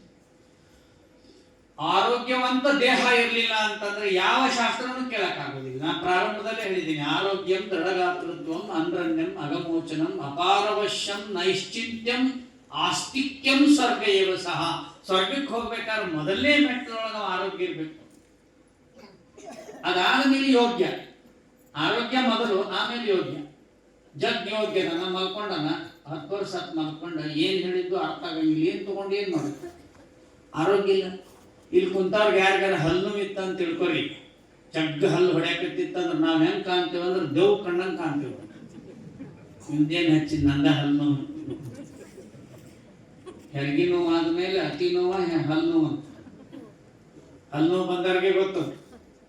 ಅದಾದ್ಮೇಲೆ ತನ್ನು. ಇಲ್ಲಿದ್ದವ್ರಿಗೆ ಎಲ್ಲರಿಗೂ ಒಮ್ಮೆ ತನ್ನು ಬಂದಿರ್ತದೆ. ಹೌದ್ರ? ಅಕಸ್ಮಾತ್ ಬಂದಿಲ್ಲ ಅಂದ್ರೆ ತಿಳಿಯಿಲ್ಲ ಅಂತ ಅವ್ರಿಗೆ. ಹುಡುಗರದಾರ ತೆಲ್ಲೋ ಬರ್ತದ ಒಮ್ಮೆ. ಹಂಗ ಅದನ್ನ ಗಮನದಾಗ ಇಟ್ಕೊಂಡು ಆರೋಗ್ಯ ಇರ್ಬೇಕ, ಮೂಲಭೂತ ಆರೋಗ್ಯ ಇರ್ಬೇಕಂತಂದ್ರೆ ಇವನ್ನ ಮನ್ಯಾಗ ಬದಲು ಮಾಡ್ಬೇಕು. ಅಲ್ಯೂಮಿನಿಯಂ ಪಾತ್ರೆ ಬಳಸಬಾರ್ದು. ಅಡ್ಗಿ ಎಣ್ಣಿನ ಗಾನ್ ಇಲ್ಲದ ಹೋಗಿ ಶೇಂಗಾ ಮನ್ಯಾಗ ಇರ್ತಾವ ಹೋಗಿ ಕೊಟ್ಟು, ಇಲ್ಲ ಶೇಂಗಾ ತಗೊಂಡು ಮುಂದೆ ನಿಂತು ಹಾಕಿಸ್ಕೊಂಡ್ ಬರ್ಬೇಕು. ನಿಮ್ ಹುಡುಗನ ಸೈಡ್ ಕಳಿಸ್ಬೇಡ್ರಿ. ಅವನು ಮೊಬೈಲ್ ನೋಡ್ಕೊಂಡು ಯಾಕಂದ್ರೆ ನಿಂತಿರ್ತಾನ, ಅವ್ರು ಬೇರೆ ಎಣ್ಣೆ ಹ್ಯಾಂಗೆ ಕಳಿಸ್ತಾರೆ. ನೀವ ಮಾಡಿಸು, ಇಲ್ಲ ಮಷೀನ ಬಂದವ್ ಸಣ್ಣ ನಿಮ್ಮ ಮನ್ಯಾಗ ಎಣ್ಣೆ. ಇನ್ನು ಹಾಲು ಎಲ್ಲಾರ ಮನೆ ದಂಧಕ್ಕೆ ಹಾಗೂ ಡೈನಿಂಗ್ ಟೇಬಲ್ ಇಟ್ಟಾರೆ. ದಂಧಕ್ಕೆ ಸಾಫ್ ಮಾಡ್ಯಾರ, ಟೈಲ್ಸ್ ಜೋಡಿಸ್ಯಾರ, ಜರದ ಬೀಳಕ. ಬಿದ್ದಿಂದ ಏನ್ ಹೇಳ್ತಾರ ಅಂದ್ರೆ ಟೈಲ್ಸ್ ಭಾರಿ ಕಿಮ್ಮತ್ತಿನ ಹಾಕಿವಲ್ಲಿ ನಾವು ಅದಕ್ಕೆ ಬಿದ್ದೇವಿ ಅಂತ ಹೇಳ್ತಾರೆ. ಯಾಕೆ ಬಿದ್ದೇವೆ ಅಂದ್ರೆ ಭಯಂಕರ ಕಿಮ್ಮತ್ತಿನ ಹಾಕಿವಿ ಟೈಲ್ಸ್, ಅದ್ರ ಸಂಬಂಧ ಬಿದ್ದೇವೆ. ಹೌದ್ರಿ ಪಾಪ, ವೆರಿ ಗುಡ್ ಅಂತಾರ, ವೆರಿ ನೈಸ್ ಅಂತಾರೆ ಬಿದ್ದದ್ದು. ಇವ್ರು ಬಿದ್ದದ್ದು ಯಾಕಂದ್ರೆ ಟೈಲ್ಸ್ ಹಾಕಿದ್ದೆ.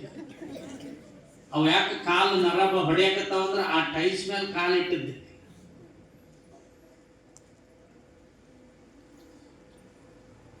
ಆ ತರ ಆಗ್ಬಾರ್ದು ಅಂದ್ರೆ ಏನ್ ಮಾಡ್ಬೇಕು? ಇವನ್ನ ಬದಲು ಮಾಡ್ಕೋತ ಬರ್ಬೇಕು. ಹಾಲು ಎದ್ರದ್ದು ಒಟ್ಟ ಹಾಲಿನ ದನನೇ ಇಲ್ಲ, ಆದ್ರೆ ಹಾಲು ತಯಾರಾಗಿತ್ತಲ್ಲಿ. ಆ ಕಂಪನಿ ಹೆಸರು ಹೋಗಿ ನೋಡ್ರಿ ನೀವು, ಒಟ್ಟ ದನ ಇಲ್ಲ, ಆಕಳಿಲ್ಲ, ಆಡಿಲ್ಲ, ಎಮ್ಮಿಲ್ಲ, ಏನೂ ಇಲ್ಲ, ಹಾಲು ತಯಾರಾಗಿ ಹೊರಗೆ ಬರ್ತದೆ. ಎದ್ರದ್ದು? ಕೆಮಿಕಲ್ ಹಾಲು. ಯೂರಿಯಾ ಗೊಬ್ಬರ ಶಾಂಪೂ ಹಾಕಿದ್ರೆ ಮನ್ಯಾಗ ಹಾಲು ತಯಾರಾಗ್ತದೆ. ಒಂದ್ ಚಮಚ ಶಾಂಪೂ, ಒಂದ್ ಚಮಚ ಯೂರಿಯಾ ಹಾಕಿ ಕಾಡಲ್ ಬಿಡ್ರಿ ನೀವು, ಹಾಲು ಹಾಕತಿ. ಅದಕ್ಕೆ ಇನ್ನೂ ಏನೇನೋ ಕೂಡಿಸಿ ಹಾಲು ಮಾಡ್ತಾರೆ. ನಾವು ಅದನ್ನ ತಗೊಂಡ್ಬಂದು ಮಕ್ಕಳಿಗೆ ಕೊಡ್ತೀವಿ, ಅದನ್ನ ಅಡ್ವರ್ಟೈಸ್ ತೋರಿಸ್ತಾರೆ ದೂರದರ್ಶನದೊಳಗೆ. ಅದು ಮೊದಲು ದೂರದರ್ಶನ ಆಗಿ ಮೂರ್ಖರ ಪೆಟ್ಟಿಗೆ ಅಂತ ಹೆಸರಿಟ್ಟ. ಹಾಲು ಮತ್ತೆ ಹ್ಯಾಂಗ್ ಮಾಡುದ್ರಿ? ಈಗ ಆಡನ್ನು ಕಟ್ಟಕ್ ಆಗುದಿಲ್ಲ, ನಮ್ಗೆ ಎಮ್ಮಿನೂ ತರಕ್ ಆಗುದಿಲ್ಲ, ಆಕಳ ತರಕ್ ಆಗುದಿಲ್ಲ, ಸಗಣಿ ವಾಸನಿ ಭಯಂಕರ ಕೆಟ್ಟ. ಏನ್ ಮಾಡುದು?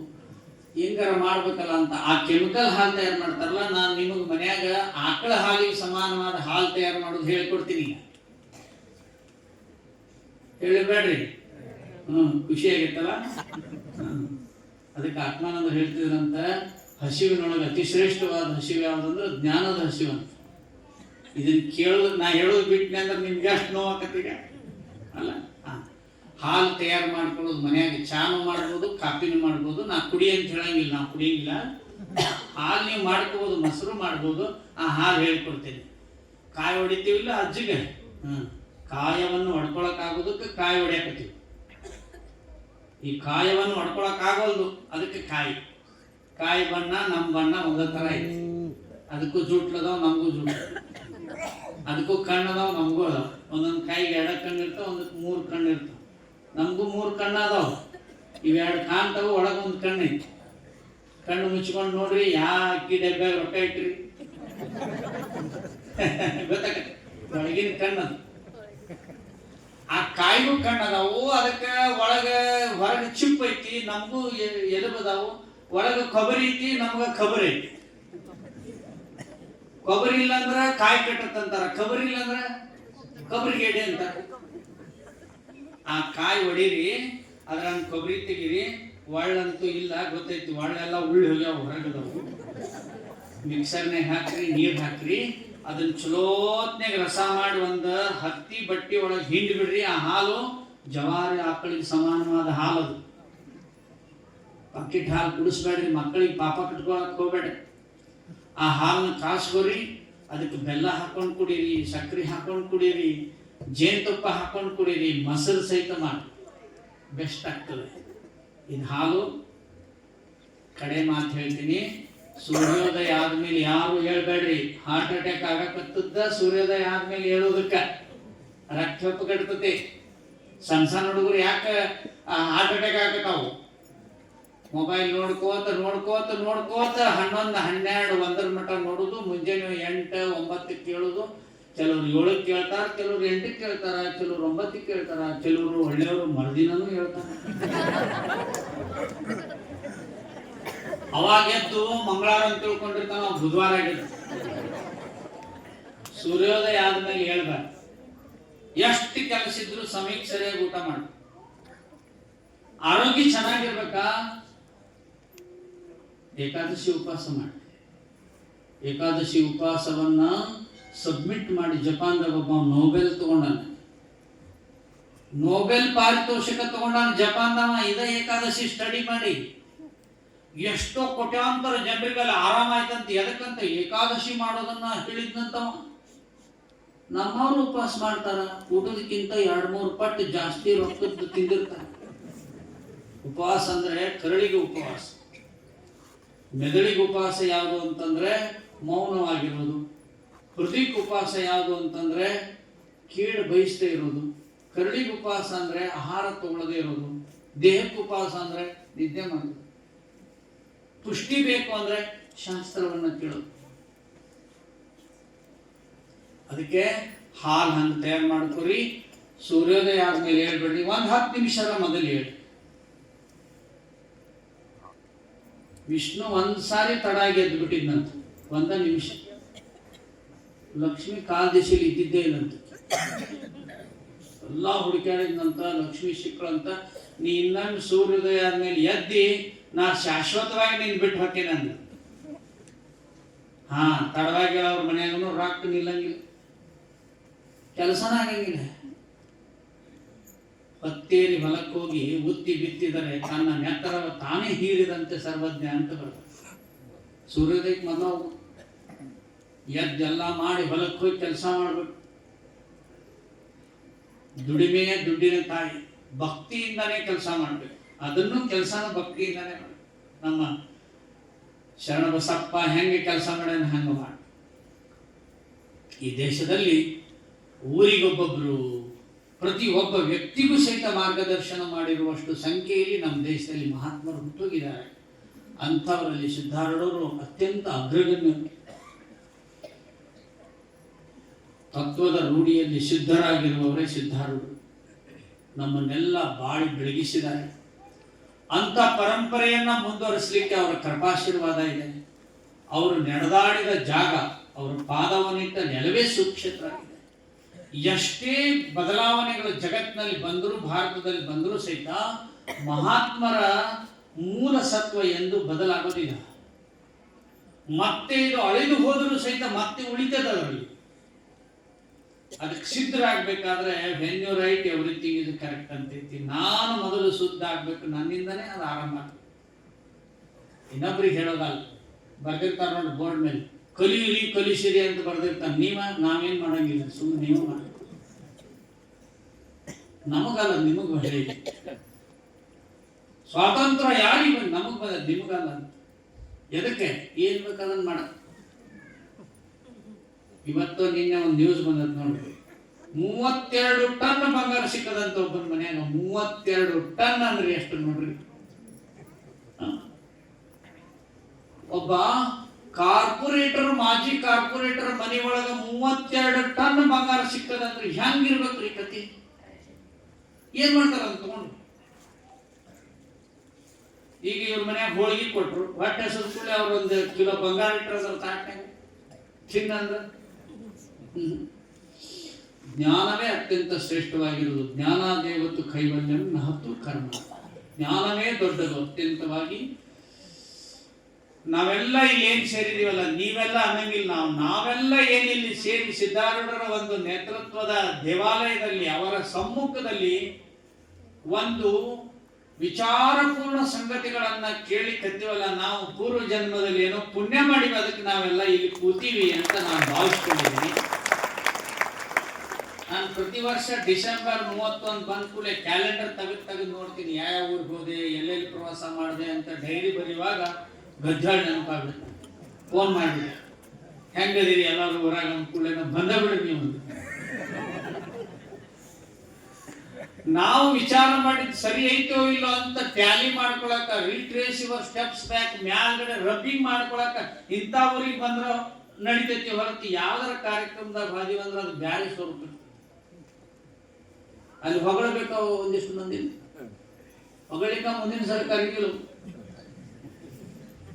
ಹೊಗಳಿ ಮಣ್ಣ ಸೂಲಕ್ಕೆ ಏರಿಸಿದ್ರು ಅಂತ ಹೇಳಿ ಹಂಗಿರ್ತದೆ. ಅಂತಲ್ಲಿ ಹೋಗಕ್ಕೆ ಮನಸ್ಸು ಬರಂಗಿಲ್ಲ. ಹಿಂಗಾಗಿ ನಾನು ಪುಣ್ಯ ಮಾಡಿರ್ಬೋದು, ಅದಕ್ಕೆ ನಾನು ಇಲ್ಲಿ ಬಂದು ಕುಂತೇನಿ ಅಂತಂತ ಸಂಗತಿಗಳನ್ನು ನಾವು ಕೇಳಿದ್ವಿ. ನಾವೆಲ್ಲರೂ ಸೇರಿ ಒಳ್ಳೆಯವರಾಗೋಣ, ಒಳ್ಳೆತನವನ್ನ ಮಾಡೋಣ. ಆರೋಗ್ಯ ಇರಬೇಕು, ಗಟ್ಟಿಮುಟ್ಟಾದ ಶರೀರ ಇರಬೇಕು, ಪಾಪವಿಲ್ಲದ ಕರ್ಮವನ್ನ ಮಾಡಬೇಕು ಮತ್ತು ನಿಶ್ಚಿಂತನಾಗಿರಬೇಕು ಮತ್ತು ಆಸ್ತಿಕನಾಗಿರಬೇಕು.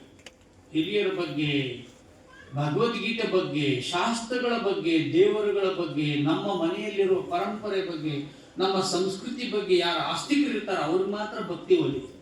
ಅದಕ್ಕೇನಾಗತ್ತೆ, ಒಬ್ಬ ಯಾವ ಹೇಳಿದ ಸಿದ್ಧಾರ್ಥ ಇದನ್ನೇನು ಭಗವದ್ಗೀತಾ ಸೂಟ್ರ ಏನಾಗತ್ತೆ ಅಂದ, ಭಗವದ್ಗೀತಾ ದೇವ್ರ ಮೇಲೆ ಹುಚ್ಚು ಹೋದ್ರೆ ಏನಾಗತ್ತೆ ಅಂದ, ಹುಚ್ಚು ಬಂದಾಗ ಸತ್ತು ಹೋಗ್ಬಿಟ್ಟ.